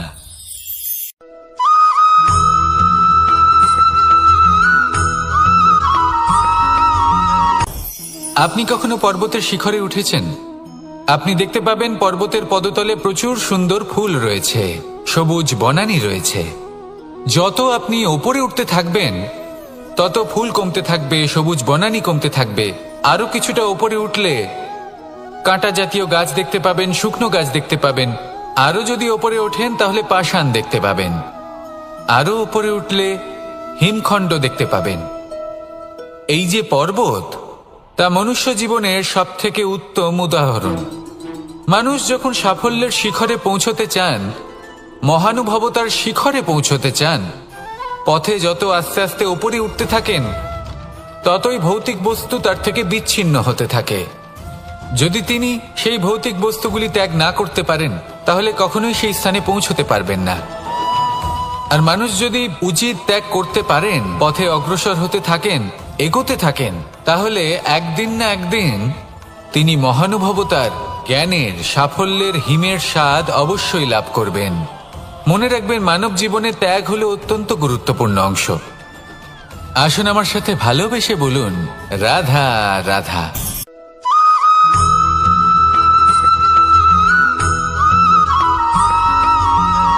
কেউ বলে জীবন খুব ক্ষণস্থায়ী, কেউ বলে জীবন হলো একটা সুন্দর স্বপ্নের মতো, আবার কেউ বলবে জীবন হলো এক কঠোর সত্য। কিন্তু জীবন আসলে কি? জীবন হলো আপনারই প্রতিবিম্ব, একটা দর্পণ। অর্থাৎ আপনি জীবনকে সেইভাবেই পাবেন যেরকম আপনি নিজেকে প্রতিপন্ন করবেন। যদি আপনি দর্পণের দিকে তাকিয়ে হাসেন, তাহলে আপনি সামনে হাসিমুখী দেখতে পাবেন। এবার যদি আপনি গম্ভীর হয়ে থাকেন, তাহলে আপনি একজন রুষ্ট ব্যক্তি দেখতে পাবেন। শেষে সবথেকে বেশি গুরুত্বপূর্ণ হলো আপনার চেষ্টা। আপনাকে সবসময় চেষ্টা করতে হবে যাতে আপনি নিজেকে প্রসন্ন এবং ইতিবাচক মনোভাবে রাখেন। এটা হলো আপনারই উত্তরদায়িত্ব, তাকে পালন করুন। এই মনকে প্রসন্ন রাখুন, এই সংসারকে সুন্দর বলে মনে হবে। আর এই মন প্রসন্ন হয়ে বলবে, রাধা রাধা।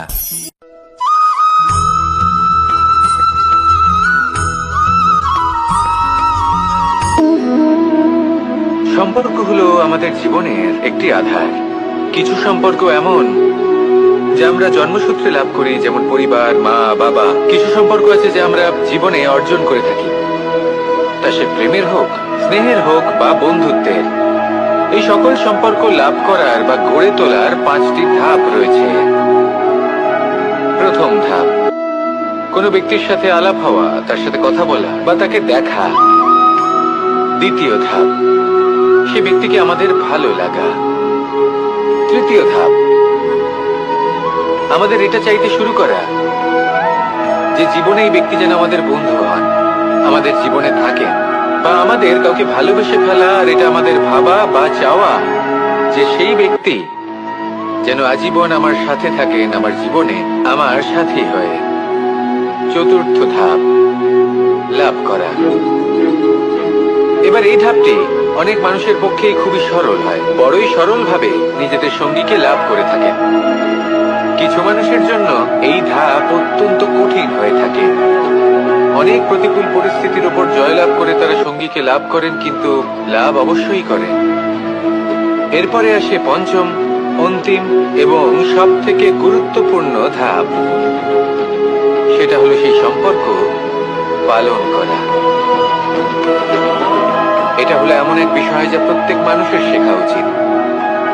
যদি ব্যক্তি নিজের জীবনে সম্পর্ক রক্ষা করতে শিখে যান, তবে প্রত্যেক সম্পর্ক তার জীবনকে স্বর্গ করে তুলবে।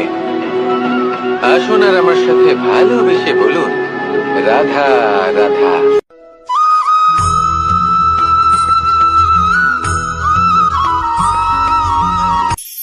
কখনো কোনো বাগানের কোনো বৃক্ষকে দেখেছেন যেখানে সুগন্ধি ফুল থাকে, রসালো ফল থাকে? তখন মন প্রফুল্ল হয়ে ওঠে, মন থেকে সেই বৃক্ষের প্রতি ভালোবাসা জন্মায়। কিন্তু যিনি বাগানের মালিক, শুধুমাত্র তিনিই জানেন যে কিভাবে এই বৃক্ষকে আগলে রাখতে হয়, কিভাবে তার পরিচর্যা করলে এতে সুন্দর সুগন্ধি ফুল হবে, রসালো ফল হবে। কখনো কখনো প্রয়োজনের থেকে বেশি রোদ পেলে এই বৃক্ষগুলি শুকিয়ে যায়, প্রয়োজনের থেকে কম রোদ পেলেও এই বৃক্ষ কিন্তু শুকিয়ে যায়। প্রয়োজনের থেকে কম জল যদি পায়, এই বৃক্ষ শুকিয়ে যেতে পারে। প্রয়োজনের থেকে অতিরিক্ত জল যদি পায়, তখনও এই বৃক্ষের শিকড়গুলি নষ্ট হয়ে যেতে পারে। এবার এটাই কিন্তু আমাদের সংসারের সাথেও হয়। আমাদের সংসারের সকল প্রতিভাশালী ব্যক্তি, যেমন লেখক, বিচারক, প্রবক্তা, যোদ্ধা, এদের সবার ক্ষেত্রে এই কথাটাই প্রযোজ্য। যদি বেশি প্রশংসা করা হয়, তাহলেও এরা হারিয়ে যাবেন। প্রয়োজনের থেকে বেশি যদি নিন্দা করা হয়, তখনও তারা নত হয়ে পড়বেন।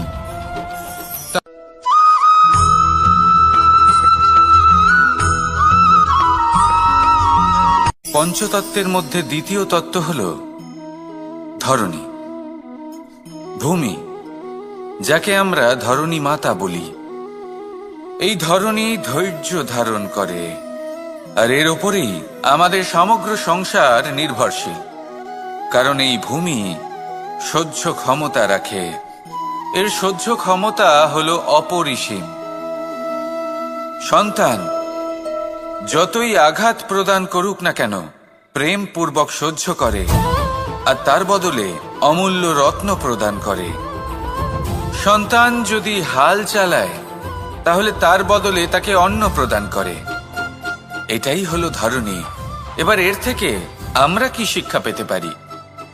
এটাই যে কারোর জন্য কিছু করা বা কাউকে কিছু দেওয়া মনে কোনো কামনা ছাড়াই।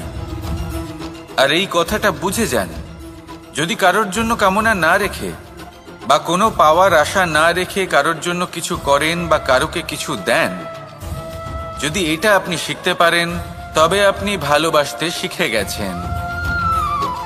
আর সেই জন্যই এই ধরিত্রীকে মাতা বলা হয়। কারণ মাতা শুধু উনি নন যিনি গর্ভে সন্তানকে ধারণ করেন, মাতা তো উনিও যিনি জীবন বাঁচতে শেখান, যিনি জীবন বাঁচার উদাহরণ প্রদান করেন। তাহলে ধরনীর থেকে এই নিঃস্বার্থ ভাব শিখুন, নিঃস্বার্থ ভালোবাসা শিখুন, আর এই ভালোবাসার সাথেই বলুন রাধা রাধা।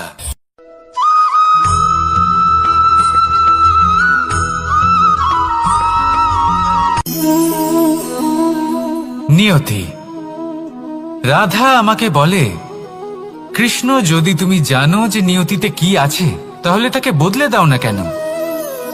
মহাদেব আমাকে বলেন যে শ্রীকৃষ্ণ, যদি আপনি এটা জানেন যে সাম্বের নিয়তি এটাই, তাহলে আপনি তাকে বদলানোর চেষ্টা কেন করেন? কেন? কারণ আমি একজন পিতা, আর পিতার কর্তব্য এটাই তিনি যেন সম্ভাব্য সব চেষ্টা করেন নিজের সন্তানের মঙ্গলের জন্য। নিয়তি আমি জানি, কিন্তু এটাও আমি জানি যে কর্মের থেকে বড় আর কোনো নিয়তি হতে পারে না। অভিজ্ঞতাও রয়েছে যে কর্মের হাতে নিয়তির এই চক্র বদলে যেতে পারে। তাই জীবনে যদি আপনার কখনো এমন মনে হয় যে এটা তো অসম্ভব, তখনও চেষ্টা করা কখনোই ছাড়বেন না। কে বলতে পারে আপনারই কর্মের কোনো এক বীজ হয়তো নিয়তির চাকায় আটকে গেল আর নিয়তিকে নিজের পথ পাল্টাতে হলো, ঠিক কিনা? সেই জন্য নিয়তিকে ভাগ্য মেনে নিয়ে চুপ করে বসে থাকবেন না। নিজের নিয়তি স্বয়ং নিজের কর্মের দ্বারা নির্ধারিত করুন, কারণ আপনার এই কর্মের ওপরেই আপনার অধিকার রয়েছে। আর এই অধিকারকে নিয়তি অনেক সময় সম্মানও করে। তাহলে আসুন আর আমার সাথে ভালোবেসে বলুন রাধা রাধা।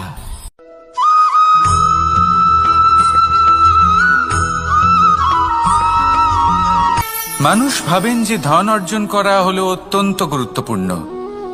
তিনি আজীবন ধন অর্জন করতে থাকেন, ধন অর্জন করার চেষ্টা করতে থাকেন।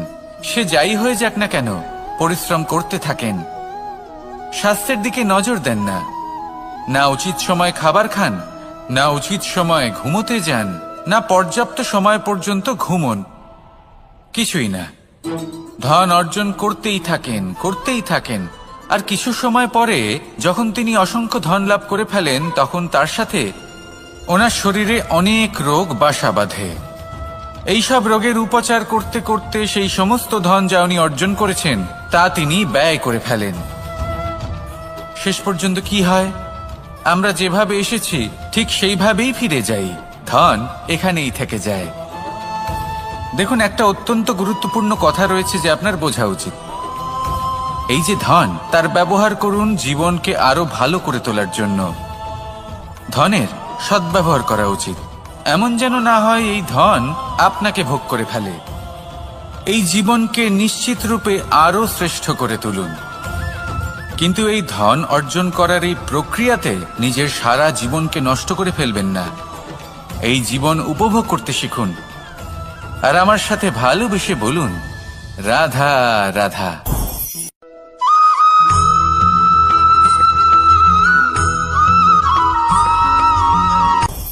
আপনি কখনো পর্বতের শিখরে উঠেছেন? আপনি দেখতে পাবেন পর্বতের পদতলে প্রচুর সুন্দর ফুল রয়েছে, সবুজ বনানী রয়েছে। যত আপনি ওপরে উঠতে থাকবেন তত ফুল কমতে থাকবে, সবুজ বনানী কমতে থাকবে। আরো কিছুটা ওপরে উঠলে কাঁটা জাতীয় গাছ দেখতে পাবেন, শুকনো গাছ দেখতে পাবেন। আরো যদি ওপরে ওঠেন তাহলে পাষাণ দেখতে পাবেন। আরো ওপরে উঠলে হিমখণ্ড দেখতে পাবেন। এই যে পর্বত, তা মনুষ্য জীবনের সবথেকে উত্তম উদাহরণ। মানুষ যখন সাফল্যের শিখরে পৌঁছতে চান মহানুভবতার শিখরে পৌঁছতে চান, পথে যত আস্তে আস্তে উপরে উঠতে থাকেন, ততই ভৌতিক বস্তু তার থেকে বিচ্ছিন্ন হতে থাকে। যদি তিনি সেই ভৌতিক বস্তুগুলি ত্যাগ না করতে পারেন, তাহলে কখনোই সেই স্থানে পৌঁছতে পারবেন না। আর মানুষ যদি উচিত ত্যাগ করতে পারেন, পথে অগ্রসর হতে থাকেন, এগোতে থাকেন, তাহলে একদিন না একদিন তিনি মহানুভবতার, জ্ঞানের, সাফল্যের হিমের স্বাদ অবশ্যই লাভ করবেন। মনে রাখবেন, মানব জীবনে ত্যাগ হলো অত্যন্ত গুরুত্বপূর্ণ অংশ। আসুন আমার সাথে ভালোবেসে বলুন, রাধা রাধা।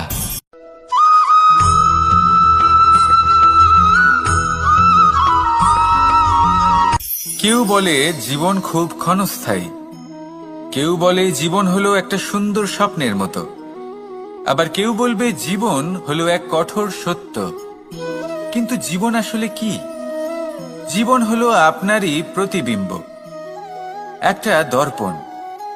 অর্থাৎ আপনি জীবনকে সেইভাবেই পাবেন যেরকম আপনি নিজেকে প্রতিপন্ন করবেন। যদি আপনি দর্পণের দিকে তাকিয়ে হাসেন, তাহলে আপনি সামনে হাসি মুখী দেখতে পাবেন। এবার যদি আপনি গম্ভীর হয়ে থাকেন, তাহলে আপনি একজন রুষ্ট ব্যক্তি দেখতে পাবেন। শেষে সবথেকে বেশি গুরুত্বপূর্ণ হলো আপনার চেষ্টা। আপনাকে সবসময় চেষ্টা করতে হবে যাতে আপনি নিজেকে প্রসন্ন এবং ইতিবাচক মনোভাবে রাখেন। এটা হলো আপনারই উত্তরদায়িত্ব, তাকে পালন করুন। এই মনকে প্রসন্ন রাখুন, এই সংসারকে সুন্দর বলে মনে হবে। আর এই মন প্রসন্ন হয়ে বলবে, রাধা রাধা।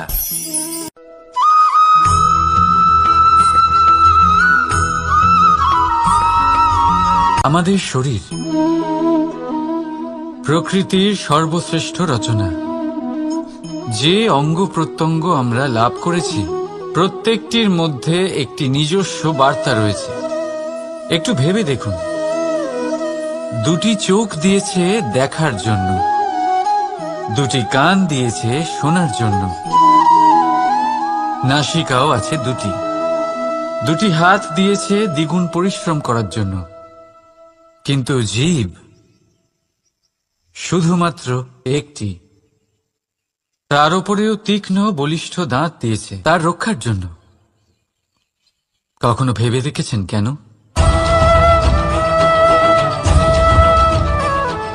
কারণ শব্দ আর শব্দের প্রয়োগ মানুষের সবচেয়ে বড় অস্ত্র, যার প্রয়োগ যত ভেবেচিন্তে করা যায়, মানুষ তার জীবনে ততটাই উপরে উঠতে পারে।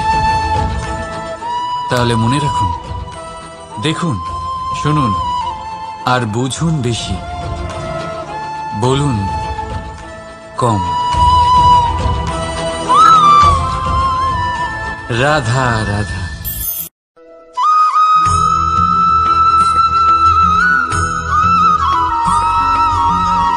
জীবন কিসের উপর নির্ভরশীল? ধনের ওপর? বৈভবের অনুভব যদি আপনি করতে চান, তাহলে তা পাবেন শুধু একতার দ্বারা, সংগঠনের দ্বারা। যদি আপনাকে উদাহরণ দিই, নিজের এই হাতটাকে দেখুন, 5টা আঙুল রয়েছে।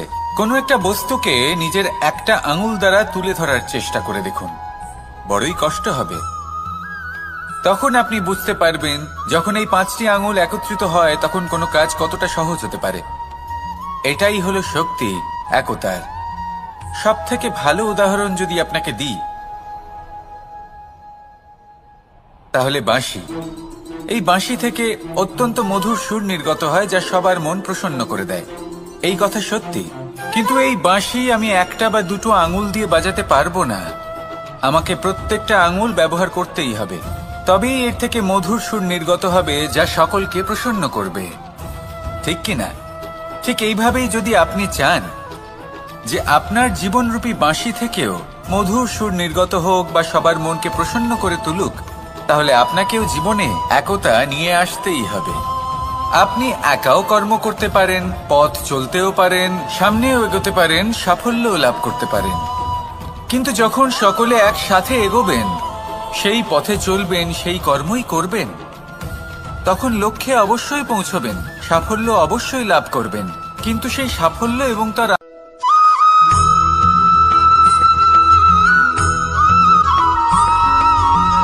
এই সংসারে সবথেকে বেশি কোমল বস্তু হলো রেশম। এই রেশম এতটাই কোমল হয় যে এর পুরো একটা থান শুধুমাত্র একটা হাতে ধরা সম্ভব। কখনো ভেবে দেখেছেন এই রেশম কিভাবে হয়? একটি কীট তার লালার দ্বারা উৎপন্ন হয়। এই কীট সেই রেশমকে পাক দিতে থাকে, পাক দিতেই থাকে আর আস্তে আস্তে তার মধ্যেই জড়িয়ে পড়ে। শেষে ওর এই সুন্দর অমূল্য সৃষ্টি রেশমের এই সুতো তার নির্মাণ কার্য পূর্ণ হয়, কিন্তু তাতেই ও নিজে বন্দী হয়ে যায়। নিজেরই মায়াজালের এই বন্দী গৃহে নিজেই ফেঁসে যায়। এবার এই সুতোকে ব্যবহারযোগ্য করে তোলার জন্য এই কীটগুলিকে এই কবচের সাথেই ফুটন্ত জলে ফেলে দেওয়া হয়। এই সংসারে যদি আমাদের স্বপ্ন এই সংসারের দুঃখ হরণ করার জন্য, এই সংসারে সুখ বিতরণ করার জন্য হয়, তবেই আমাদের প্রগতি সম্ভব। যদি আমাদের এই স্বপ্ন শুধুই আমাদের এবং আমাদের স্বার্থ সিদ্ধির জন্য হয়, তাহলে এই স্বপ্ন আমাদের অন্ধ করে দেবে, আমাদের অন্ধকারের পথে নিয়ে যাবে, আর আমরাও সেই কীটের মতো হয়ে যাব। নিজেদেরই মায়াজালে আমরা নিজেই ফেঁসে যাব, আর শেষে আমরা যদি কিছু লাভ করি তা হবে একাকিত্ব, অন্ধকারময় মৃত্যু। তাই স্বপ্ন অবশ্যই দেখুন, কিন্তু এমনভাবে স্বপ্ন দেখবেন না যে তার এই বন্দিগৃহে আপনি নিজেই ফেঁসে গেলেন। স্বপ্ন দেখুন পরোপকারে।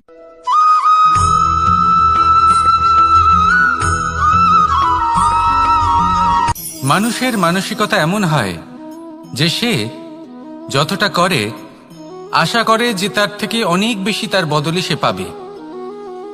দেখুন, সবকিছুই আপনার ভাবনা চিন্তার উপর নির্ভর করছে। আপনি যদি ফলের বিষয়ে ভেবে কর্ম করতে থাকেন তাহলে সেটা অনুচিত।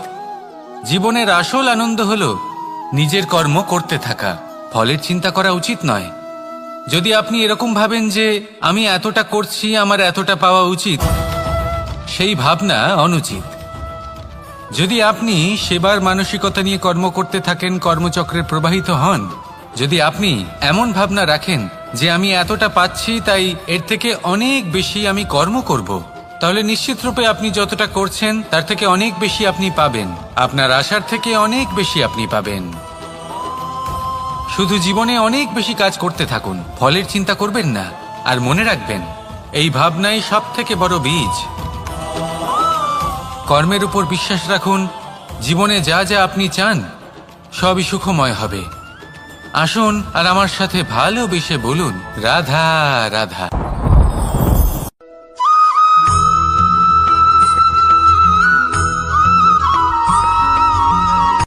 সূচের শেষে একটি ছিদ্র থাকে যার দ্বারা আমরা এই সুতো পরাতে পারি, আর তারপর সূচের সাহায্যে এই সুতো দিয়ে বস্ত্র সেলাই করা যায়। কিন্তু যদি সুতোটা সোজা করে ধরা না হয় তাহলে সূচে কখনো এই সুতো পরানোই সম্ভব নয়। যদি এতে কোনো গিঁট পড়ে তখন তা কখনোই এই ছিদ্র দ্বারা প্রবেশ করা সম্ভব নয়। ঠিক এইভাবেই যদি আপনি কারোর জীবনে প্রবেশ করতে চান, কারোর অন্তরে প্রবেশ করতে চান, তাহলে আপনাকেও সহজ থাকতে হবে। এতে কোনো গিঁট থাকলে চলবে না, অর্থাৎ মনে যাতে কোনো মালিন্য না থাকে, যেন কোনো কুচিন্তা না থাকে। যদি এসব থাকে তাহলে আপনি কখনো কারোর জীবনে প্রবেশ করতে পারবেন না। আর যদি কোনোভাবে আপনি প্রবেশ করেও যান তাহলে তার মনে ঘর করতে পারবেন না। নিজেকে এই সুতোর মতন করে তুলুন, সহজ। মনে যেন কোনো কুচিন্তা না থাকে, সবার প্রতি যেন সদ্ভাবনা থাকে, শুভ চিন্তা থাকে। এমনটা করতে থাকুন। এমন একটা দিন আসবে যেদিন এই সমস্ত সংসারের ব্যক্তির মনে আপনি বাস করবেন, আর তখন এই মন প্রসন্ন হয়ে বলবে, রাধা রাধা।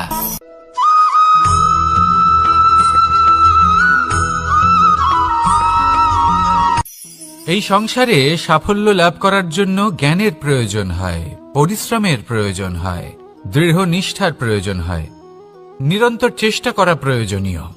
কিন্তু আরো কিছু আছে যা অত্যন্ত প্রয়োজনীয় এবং গুরুত্বপূর্ণ। তা হলো ভালো বন্ধু। তাদের থাকা অত্যন্ত প্রয়োজনীয়। যদি ভালো বন্ধু থাকে তাহলে সময় এলে তারা ঢাল হয়ে আপনাকে সুরক্ষা করবেন। সময় এলে অস্ত্রের মতো শত্রুকে সংহারও করবেন। যদি তিনি জ্ঞানী হন, তাদের মধ্যে সদ্গুণ থাকে, তাহলে এই সব গুণ আপনার মধ্যেও প্রবেশ করবে। তাহলে সাফল্যের জন্য ভালো বন্ধু পাওয়া অত্যন্ত প্রয়োজনীয়। কিন্তু শুধু বন্ধু কেন, ভালো শত্রুও থাকা প্রয়োজনীয়। এবার আপনি ভাববেন, এ আমি কি বললাম? যদি আপনার জীবনেও ভালো অর্থাৎ শক্তিশালী শত্রু থাকে, তাহলে আপনিও শক্তিশালী হতে থাকবেন। এই শত্রু আপনাকে প্রেরিত করবে আরো বেশি শক্তিশালী হয়ে ওঠার। কখনো কোনো হরিণকে দেখুন, তীব্র গতিতে দৌড়তে থাকে। কেন তীব্র গতিতে দৌড়য়? এই কারণে নয় যে কোথাও তার জন্য মধুর ঘাস অপেক্ষা করে রয়েছে, না। সে এই কারণে তীব্র গতিতে দৌড়য় কারণ সেটা না করলে তার পেছনে একটি সিংহ আছে যে ওকে নিজের ভোজন করে ফেলবে। তাই জীবনে বিপদ, সংকট, এই সবকিছুও হলো অত্যন্ত গুরুত্বপূর্ণ। তার সম্মুখীন হতে শিখুন আর আমার সাথে ভালোবেসে বলুন, রাধা রাধা।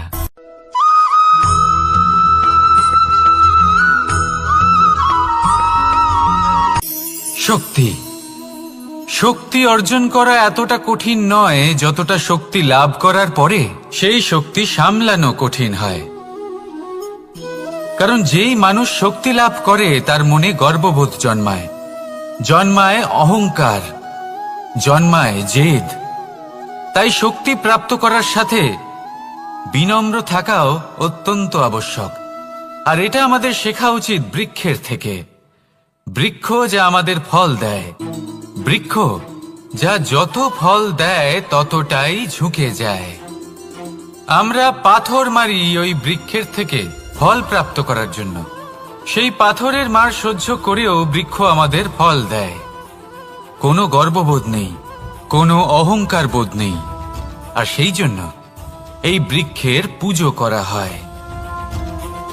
এটাই হলো মাহাত্ম্য শক্তির সাথে বিনম্রতার। যদি এই শক্তি সৃজন করে থাকে, সাহায্য করে থাকে, সম্বল হয়ে থাকে, তবেই সেই শক্তি উপযুক্ত। আর নয়তো সেই শক্তি একদিন আপনাকে আসক্ত অবশ্যই করবে। তাহলে শক্তি অবশ্যই অর্জন করুন, কিন্তু তার সাথে সেই শক্তি সামলানোর মতো বিবেকও আপনাকে অবশ্যই জাগ্রত করতে হবে। তাহলে আসুন আমার সাথে ভালোবেসে বলুন, রাধা রাধা।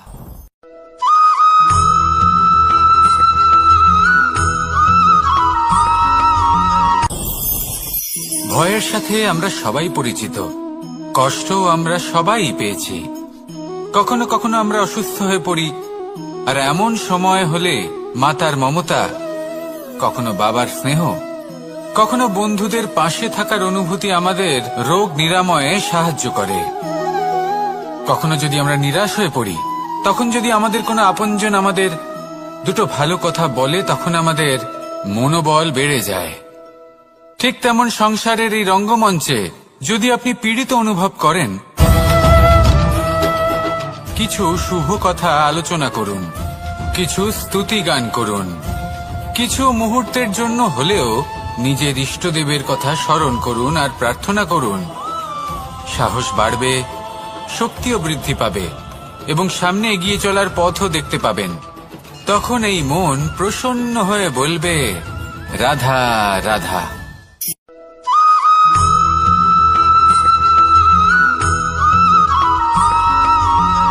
এই সংসারের সবথেকে গুরুত্বপূর্ণ তত্ত্ব কোনটা? প্রথম হলো সময়। জন্ম থেকে মৃত্যু পর্যন্ত এই যে সময়, এটাই তো হলো জীবন। দ্বিতীয় হলো জীবন, যাতে আমরা সময়ের সদ্ব্যবহার করি, শ্রেষ্ঠ থেকে শ্রেষ্ঠতর কাজ করার চেষ্টা করি। বহু বছরের এই পরম্পরা, এই সংস্কৃতিকে এগিয়ে নিয়ে যাওয়ার চেষ্টা করি। এই সংসারে আমরা অংশগ্রহণ করতে চেষ্টা করি। তৃতীয় হলো ধন, সেই ধন যা প্রত্যেক ব্যক্তি অর্জন করতে চেষ্টা করেন। এবার এই তিনটি তত্ত্বের মধ্যে একটা সামঞ্জস্য আছে, সমান ব্যাপার আছে। সে ধনই হোক বা সময় হোক বা হোক জীবন। আর সেই সমান ব্যাপার হলো যে যদি আপনি এটা গণনা করতে থাকেন তাহলে তা কমতে থাকে, যদি আপনি এটা ব্যবহার করেন তাহলে তা বাড়তে থাকে। একে সংগঠিত করে রাখতে চেষ্টা করলে এ হাত থেকে ফসকে যায়। কিন্তু যদি আপনি একে সামলে রাখতে শিখে যান, তাহলে এমন কাজ করবেন যাতে সংসারের সাথে সাথে পরবর্তী প্রজন্ম লাভবান হবে। যদি কিছু শিখতে চান তাহলে সামলাতে শিখুন, গণনা করা বা সংগঠিত করা নয়। আসুন আর আমার সাথে ভালোবেসে বলুন, রাধা রাধা।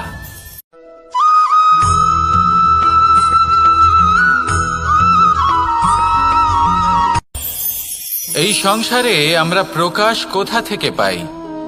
এর উত্তর বড়ই সরল। ভোরে যখন সূর্যোদয় হয় তখন প্রকাশের কিরণ আমাদের ঘরে এসে পৌঁছয়। এইভাবেই আমরা প্রকাশ লাভ করি। এবার এই প্রকাশের আলোতেই আমরা সারাদিনের কাজ সম্পন্ন করি। সন্ধে হয়ে যায়, সূর্যাস্তও হয়ে যায়। আর আমাদের ঘর যাতে অন্ধকার না হয় তার জন্য আমরা একটা প্রদীপ প্রজ্বলিত করি। এটাই ঘটে আমাদের জীবনেও। এবার প্রবাহমান আয়ুর সাথে আমরা আমাদের অন্তরে যদি একটা প্রদীপ প্রজ্বলিত করে নিই, তাহলে বিষয়টাই অন্যরকম হবে। এবার আপনি বলবেন, কোন প্রকাশের কথা বলছি যা আমাদের অন্তরে জাগ্রত করা সম্ভব? আমাদের আত্মার মাঝে প্রেমের প্রকাশ জাগ্রত করার কথা বলছি। কারণ আমাদের এই জীবন এও হলো দিনের আলোর মতো। আজ প্রকাশ আছে, কিন্তু কোনোদিন অবশ্যই অস্ত হবে। কিন্তু অস্ত হবার আগে যদি আমরা আমাদের আত্মার মাঝে প্রেমের এই প্রকাশ উজ্জ্বলিত করে নিই, তাহলে আমাদের সন্ধ্যাকালও আমরা আনন্দে এবং প্রেমে যাপন করব। তাহলে আসুন আর আমার সাথে ভালোবেসে বলুন, রাধা রাধা।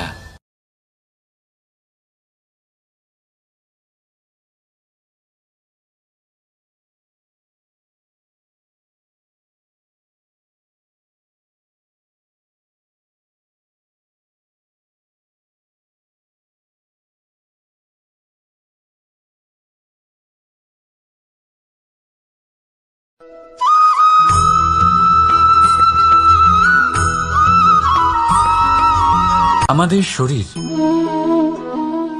প্রকৃতির সর্বশ্রেষ্ঠ রচনা। যে অঙ্গ প্রত্যঙ্গ আমরা লাভ করেছি প্রত্যেকটির মধ্যে একটি নিজস্ব বার্তা রয়েছে। একটু ভেবে দেখুন, দুটি চোখ দিয়েছে দেখার জন্য, দুটি কান দিয়েছে শোনার জন্য, নাসিকাও আছে দুটি, দুটি হাত দিয়েছে দ্বিগুণ পরিশ্রম করার জন্য। কিন্তু জীব শুধুমাত্র একটি। তার উপরেও তীক্ষ্ণ বলিষ্ঠ দাঁত দিয়েছে তার রক্ষার জন্য। কখনো ভেবে দেখেছেন কেন?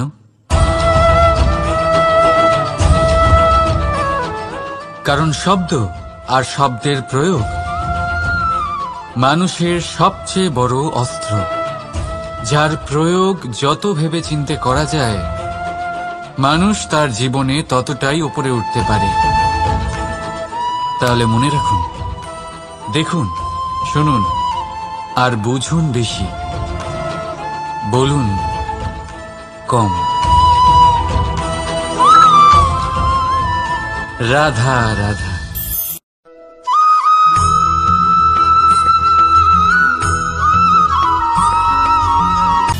সময়, জীবন, কাল।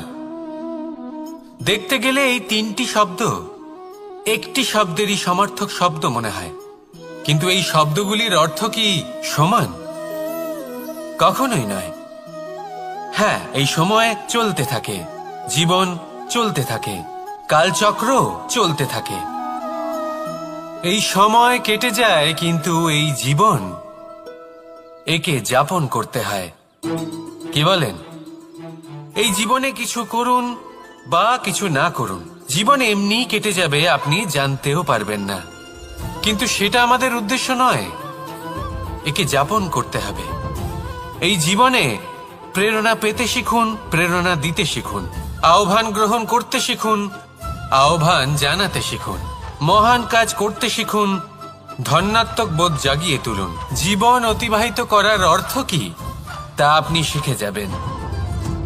কারণ সময় কেটে যায়, সমস্ত যুগ কেটে যায়, কিন্তু জীবনের রীতি জীবন কাটিয়ে দেওয়া নয়, জীবন যাপন করা। এই জীবন সম্পূর্ণরূপে অনুভব করতে হবে, নতুন পথ বানাতে হবে। এবারে যদি এই জীবন বাঁচার সময় একবার ভেবে দেখুন, যদি মনে প্রেম থাকে, সদ্ভাবনা থাকে, তাহলে কি হবে? এই জীবনকে বাঁচার অনুভূতিটাই অন্যরকম হয়ে যাবে, একটা আনন্দময় অনুভূতি লাভ করবেন। তাহলে এটাই করুন আর আমার সাথে ভালোবেসে বলুন, রাধা রাধা।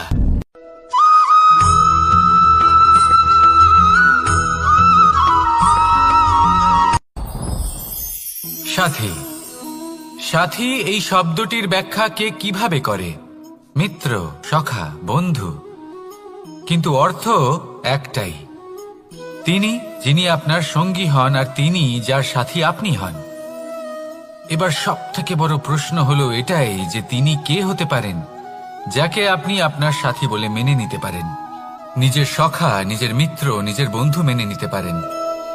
আপনার সাথী হলেন তিনি যিনি দুঃখের সময় আপনার পাশে থাকবেন, আপনার হাত ধরে থাকবেন। আপনার সাথী হলেন তিনি যার হাত আপনি নিজের সুখের দিনে ধরে থাকবেন। সেই সাথীরই হাত ধরুন যিনি দুঃখে সবসময় আপনাকে সাহায্য করার জন্য তৎপর হয়ে থাকেন, আপনার পাশে থাকেন, আর যাকে সুখের দিনে আপনি আপনার সাথে রাখতে পারেন। আর যখন আপনার সাথে আপনার এই সাথী থাকবে তখন আপনি এটা বুঝবেন যে যখন জীবনে দুঃখ আসে তখন এই দুঃখ কমে যায়, সবার মধ্যে ভাগ হয়ে যায়। আর যদি তখন সুখ আসে তাহলে সেটা সবার উপস্থিতিতে আরো বেড়ে যায়। এটাই হলো প্রেম, এটাই হলো ভালোবাসা, এটাই হলো সঙ্গ। যেমন সম্পর্ক আমার আর রাধার মাঝে। তাহলে আসুন আর আমার সাথে ভালোবেসে বলুন, রাধা রাধা।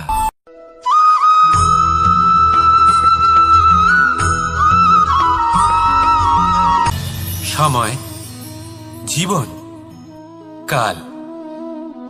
দেখতে গেলে এই তিনটি শব্দ একটি শব্দেরই সমার্থক শব্দ মনে হয়, কিন্তু এই শব্দগুলির অর্থ কি সমান? কখনোই নয়। হ্যাঁ, এই সময় চলতে থাকে, জীবন চলতে থাকে, কালচক্র চলতে থাকে। এই সময় কেটে যায়, কিন্তু এই জীবন একে যাপন করতে হয়। কি বলেন? এই জীবনে কিছু করুন বা কিছু না করুন, জীবন এমনি কেটে যাবে, আপনি জানতেও পারবেন না। কিন্তু সেটা আমাদের উদ্দেশ্য নয়, একে যাপন করতে হবে। এই জীবনে প্রেরণা পেতে শিখুন, প্রেরণা দিতে শিখুন, আহ্বান গ্রহণ করতে শিখুন, আহ্বান জানাতে শিখুন, মহান কাজ করতে শিখুন, ধন্যাত্মক বোধ জাগিয়ে তুলুন। জীবন অতিবাহিত করার অর্থ কি তা আপনি শিখে যাবেন। কারণ সময় কেটে যায়, সমস্ত যুগ কেটে যায়, কিন্তু জীবনের রীতি জীবন কাটিয়ে দেওয়া নয়, জীবন যাপন করা। এই জীবন সম্পূর্ণরূপে অনুভব করতে হবে, নতুন পথ বানাতে হবে। এবারে যদি এই জীবন বাঁচার সময় একবার ভেবে দেখুন, যদি মনে প্রেম থাকে, সদ্ভাবনা থাকে, তাহলে কি হবে? এই জীবনকে বাঁচার অনুভূতিটাই অন্যরকম হয়ে যাবে, একটা আনন্দময় অনুভূতি লাভ করবেন। তাহলে এটাই করুন আর আমার সাথে ভালোবেসে বলুন, রাধা রাধা।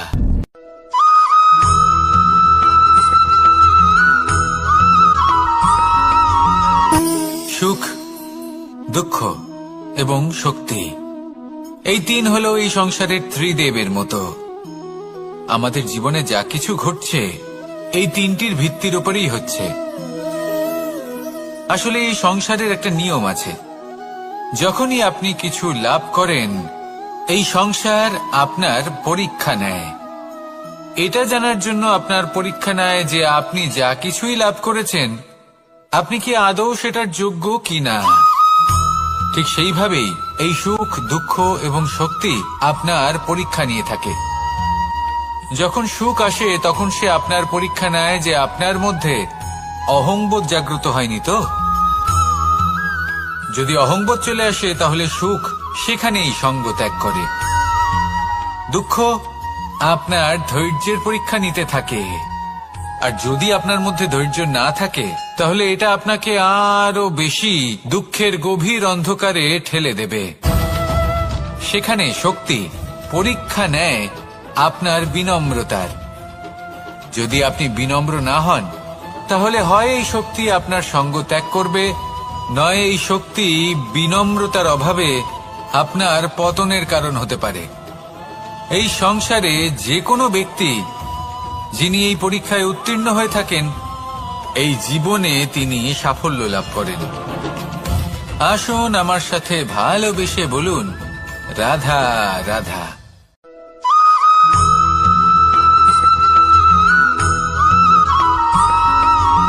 কখনো কখনো আমরা ভাবি যে কোনো ব্যক্তি যিনি ধর্মের পথে চলেছেন, যদি তার দ্বারা কোনো ভুল হয়ে থাকে তাহলে নিয়তি তাকে সেই মুহূর্তেই কঠোর শাস্তি দেন।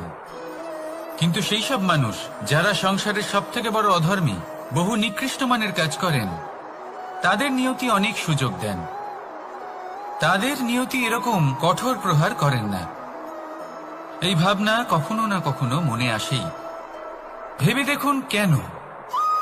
আসলে জীবনকে বেশিরভাগ মানুষ একভাবেই দেখে থাকেন, বিভিন্ন স্তরে একে দেখা উচিত। এবার আপনি বলুন, এই সংসারে কোনো অধর্মী কখনো প্রেরণার উৎস হতে পারেন? কখনোই নয়। যে মানুষ নিজের আত্মাকে মলিন করে ফেলেছেন, তিনি এই সংসারকে কিভাবে প্রেরণা যোগাবেন? উনি নিজেই বুঝতে পারেন না কোনটা করা উচিত, ধর্ম কোনটা। তাই নিয়তি তাকে একটা সুযোগ দেন, এটা বোঝার সুযোগ দেন যে কোনটা উচিত, কোনটা ধর্ম। সুযোগ দেন নিজের বিবেক জাগিয়ে তোলার, তাকে সুযোগ দেন নিজের অন্তরাত্মার ডাক শোনার। যখন তাতেও কাজ হয় না, তখন নিয়তির কাছে একটাই পথ বাকি থাকে, আর তা হল মহাবিনাশ।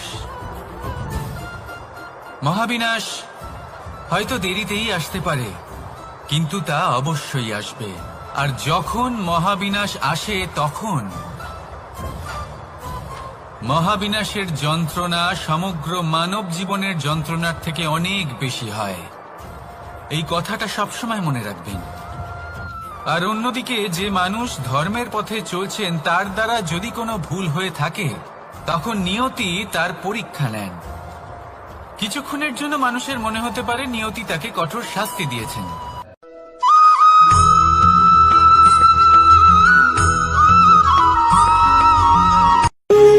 যখন মানুষের মৃত্যু হয় তখন কি হয়? অনেক সংখ্যক মানুষ শোক পালন করতে চলে আসেন। যে ব্যক্তি মৃত্যু লাভ করেছেন তার অনেক বস্তু থাকে যেগুলো তার প্রিয়, যেগুলো তিনি ব্যবহার করেছেন। তার শয্যা, তার বস্ত্র, তার আভূষণ সবকিছু তার থেকে বিচ্ছিন্ন করা হয় এবং খালি হাতে তাকে শ্মশানের উদ্দেশ্যে রওনা করা হয়। আমি আপনাকে এই প্রশ্ন করতে চাই, আপনি এই সংসারে কি অর্জন করেছেন? ধন সম্পত্তি, বস্ত্র, আভূষণ, এই সবকিছু যে আপনি অর্জন করেছেন, আপনার মৃত্যুর পরে তা আপনার থেকে দূর হয়ে যাবে। এর উত্তর হলো একটাই, আপনার কর্ম। শুধু সেটাই আছে যা একান্ত আপনার, আর শুধু সেটাই এই সংসার থেকে চলে যাওয়ার পরেও সংসারেই জীবিত থাকবে। যদি আপনি দুষ্কর্ম করেন, তাহলে এই সংসার আপনাকে একটি অনুচিত উদাহরণ হিসেবে মনে রাখবে যে এই ব্যক্তি খুব পাপী ছিল, অনুচিত কর্ম করতেন। যে পথে তিনি চলেছেন সেই পথে কারোর চলা উচিত নয়। সেখানেই যদি আপনি সৎকর্ম করেন, তাহলে সংসার চিরকাল এটাই বলবে যে খুব ভালো মানুষ ছিলেন, সবাইকে ভালোবাসতেন, সবাইকে সাহায্য করতেন, আমার খুব প্রিয় মানুষ ছিলেন। এটাই হলো শ্রেষ্ঠ কর্ম। সেই জন্য জীবনে শুধুমাত্র ধন সম্পত্তি, আভূষণ এই সব অর্জন করতে গিয়ে নিজের মনোনিবেশ করবেন না। শ্রেষ্ঠ কর্ম করুন। সংসার থেকে চলে যাওয়ার পরেও এই কর্মই এই সংসারে আপনাকে জীবিত রাখবে।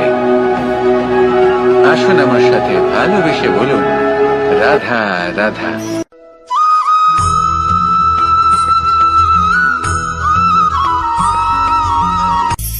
সূচের শেষে একটি ছিদ্র থাকে যার দ্বারা আমরা এই সুতো পরাতে পারি, আর তারপর সূচের সাহায্যে এই সুতো দিয়ে বস্ত্র সেলাই করা যায়।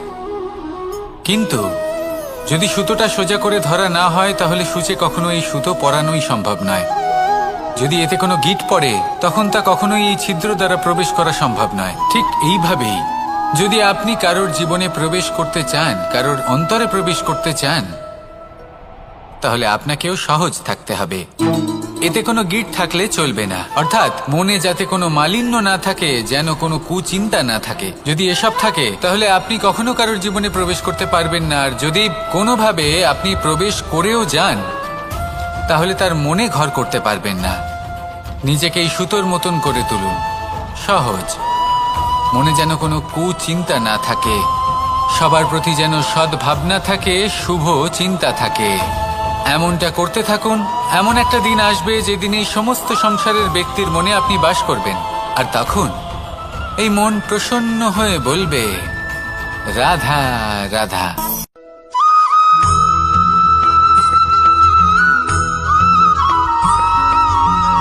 পিতা আর পুত্রের সম্পর্ক অত্যন্ত মধুর হয়ে থাকে। পিতা স্বপ্ন দেখেন, তাকে পূর্ণ করার সকল সম্ভাব্য চেষ্টা করেন, কিন্তু তাও অনেক সময় ওনার স্বপ্ন অপূর্ণ থেকে যায়। তখন পিতা ভাবেন যে স্বপ্ন উনি পূর্ণ করতে পারেননি, ওনার সন্তান তা অবশ্যই পূরণ করবে। যে স্থানে উনি কখনো পৌঁছতে পারেননি, সেই স্থানে ওনার পুত্র অবশ্যই পৌঁছবে। পিতা নিজের সন্তানের ভবিষ্যৎ নিয়ে সেই স্বপ্ন দেখেন, আর যখন সেই সন্তান সামনে এগোতে থাকে তখন তার দুঃখ হয় না, বরং গর্ব হয়। ওনার ভালো লাগে এটা দেখে যে ওনার সন্তান অনেক উন্নতি করছে। কিন্তু যখন সন্তান নিজের অভিভাবকের শক্তি দেখে, তার যশ দেখে হিংসা করতে থাকে, সমস্যা সেইখানেই শুরু হয়। সেই জন্য সকল সন্তানকে এটা মনে রাখতে হবে, দেখুন, পুত্র হবার সুবাদে, এক সন্তান হবার সুবাদে এটা হলো আপনার অধিকার যে আপনি আপনার পিতার থেকে বেশি উন্নতি করবেন। আপনার পিতাও এটাই চান, কিন্তু সুস্থভাবে এটা করুন। একটা রেখা টেনে নিন যাতে আপনি তাতে এগোতে পারেন আর আপনার পিতার তাতে গর্ববোধ হয়, আর সেই বিষয়ে দুঃখ না হয় যে আমার সন্তান আমাকেই ছোট করার চেষ্টা করছে। ইতিহাস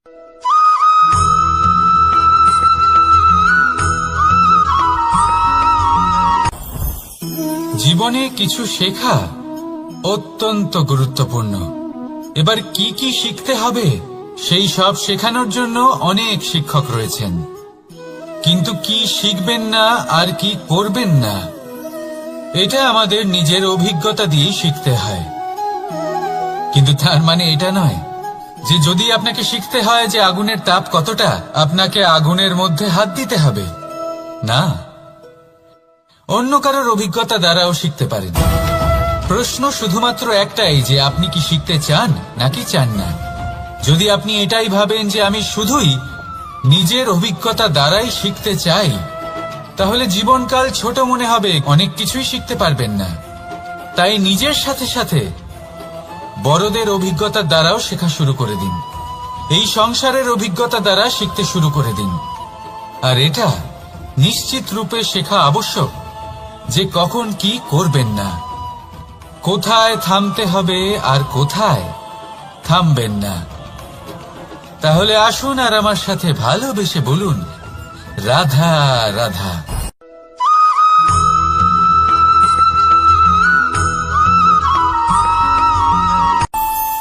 আমাদের মনে যখন কোনো প্রশ্ন ওঠে, কোনো দ্বন্দ্ব জাগে, তখন আমরা যাই আমাদের গুরুর কাছে, আমাদের আরাধ্যের কাছে গিয়ে জিজ্ঞেস করি।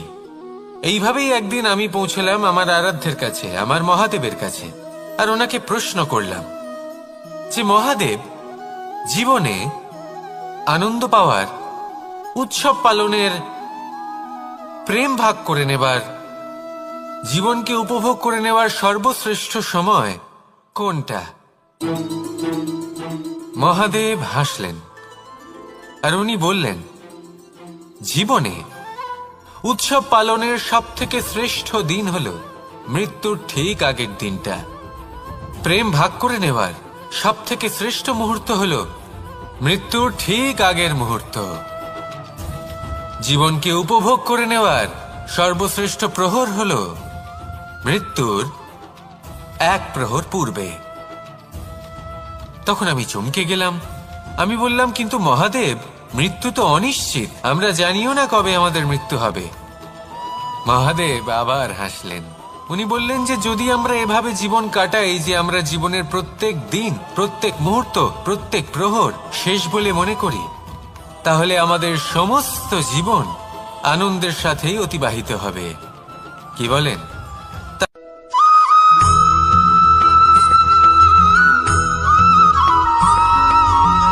পঞ্চতত্ত্বের মধ্যে দ্বিতীয় তত্ত্ব হল ধরণী, ভূমি, যাকে আমরা ধরণী মাতা বলি। এই ধরণী ধৈর্য ধারণ করে, আর এর ওপরেই আমাদের সমগ্র সংসার নির্ভরশীল। কারণ এই ভূমি সহ্য ক্ষমতা রাখে, এর সহ্য ক্ষমতা হল অপরিসীম। সন্তান যতই আঘাত প্রদান করুক না কেন, প্রেম পূর্বক সহ্য করে, আর তার বদলে অমূল্য রত্ন প্রদান করে। সন্তান যদি হাল চালায়, তাহলে তার বদলে তাকে অন্ন প্রদান করে। এটাই হলো ধরণী। এবার এর থেকে আমরা কি শিক্ষা পেতে পারি? এটাই যে কারোর জন্য কিছু করা বা কাউকে কিছু দেওয়া মনে কোনো কামনা ছাড়াই। আর এই কথাটা বুঝে যান, যদি কারোর জন্য কামনা না রেখে বা কোনো পাওয়ার আশা না রেখে কারোর জন্য কিছু করেন বা কারোকে কিছু দেন, যদি এটা আপনি শিখতে পারেন, তবে আপনি ভালোবাসতে শিখে গেছেন। আর সেই জন্যই এই ধরিত্রীকে মাতা বলা হয়। কারণ মাতা শুধু উনি নন যিনি গর্ভে সন্তানকে ধারণ করেন, মাতা তো উনিও যিনি জীবন বাঁচতে শেখান, যিনি জীবন বাঁচার উদাহরণ প্রদান করেন। তাহলে ধরণীর থেকে এই নিঃস্বার্থ ভাব শিখুন, নিঃস্বার্থ ভালোবাসা শিখুন, আর এই ভালোবাসার সাথেই বলুন রাধা রাধা।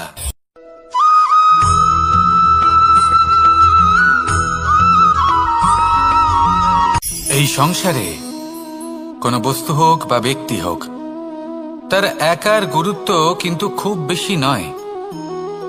একটা উদাহরণ হিসেবে বৃষ্টির ফোঁটাকে ভেবে দেখুন। যদি একটি বৃষ্টির ফোঁটা হয় তাহলে তার খুব বেশি গুরুত্ব থাকে না, কিন্তু যখন সহস্র বৃষ্টির ফোঁটা মেঘের মধ্যে দিয়ে ঝরে পড়ে, তখন সেটা বর্ষার রূপ ধারণ করে। সেই বর্ষা যা এই প্রকৃতিকে শান্ত করে। সেইভাবেই পাথরের ছোট টুকরো, তার খুব বেশি গুরুত্ব থাকে না, কিন্তু যখন অসংখ্য পাথরের টুকরো একত্রিত হয় তখন তা পর্বতের আকার ধারণ করে। সেইভাবেই কিছু মানুষ যখন একত্রিত হন তখন তৈরি হয় পরিবার, কিছু পরিবার যখন একত্রিত হয় তখন তৈরি হয় সমাজ, যখন অনেক সংখ্যক সমাজ একত্রিত হয় তখন তৈরি হয় রাজ্য। এবার এই রাজ্যের সব থেকে গুরুত্বপূর্ণ ব্যক্তি হতে পারেন রাজা, কিন্তু তাও সেই রাজা একা কিছু করতে পারেন না। যুদ্ধ লড়ার সময় তারও নিজের সৈন্যদলকে প্রয়োজন পড়ে। কিন্তু এই সংসারে এমন একজন ব্যক্তি আছেন যিনি একাই সব কাজ করতে থাকেন, এবং সেই ব্যক্তি হলেন মা। আমাদের জীবনে একজন পিতার ভূমিকা কিন্তু নিঃসন্দেহে অমূল্য, কিন্তু আমাদের সকলের জীবনে যে ভূমিকা একজন মায়ের তা অন্য কারোর থাকে না। একজন মা একাই সন্তানকে বড় করতে পারেন, সংস্কারী করে তুলতে পারেন, তার জন্য পরিশ্রম করেন। আর এত কিছু কাজ করার পরেও তার কাজের জন্য তিনি প্রশংসা অবশ্য পান না। উল্টে যদি সেই সন্তান অনুচিত পথে চালিত হয়, অনুচিত কর্ম করে, তখন সেই মাকেই অপবাদের পাত্র হয়ে উঠতে হয়। আমাদের জীবনে মায়ের যোগদান কতটা সেটা বুঝুন। আপনাকে বড় করে তোলার জন্য উনি কতটা পরিশ্রম করেছেন সেটা বুঝুন। আজ থেকে, এখন থেকে, এই মুহূর্ত থেকে মাকে সম্মান করতে শিখুন। যখন সময় পাবেন, যখন সুযোগ হবে, তখন তার প্রশংসা করুন, ওনারও ভালো লাগবে। আর মায়ের এই মমতার জন্য, তার এই ভূমিকার জন্য আসুন সবাই মিলে আমরা তাকে প্রণাম করি আর সকলে মিলে ভালোবেসে বলি রাধা রাধা।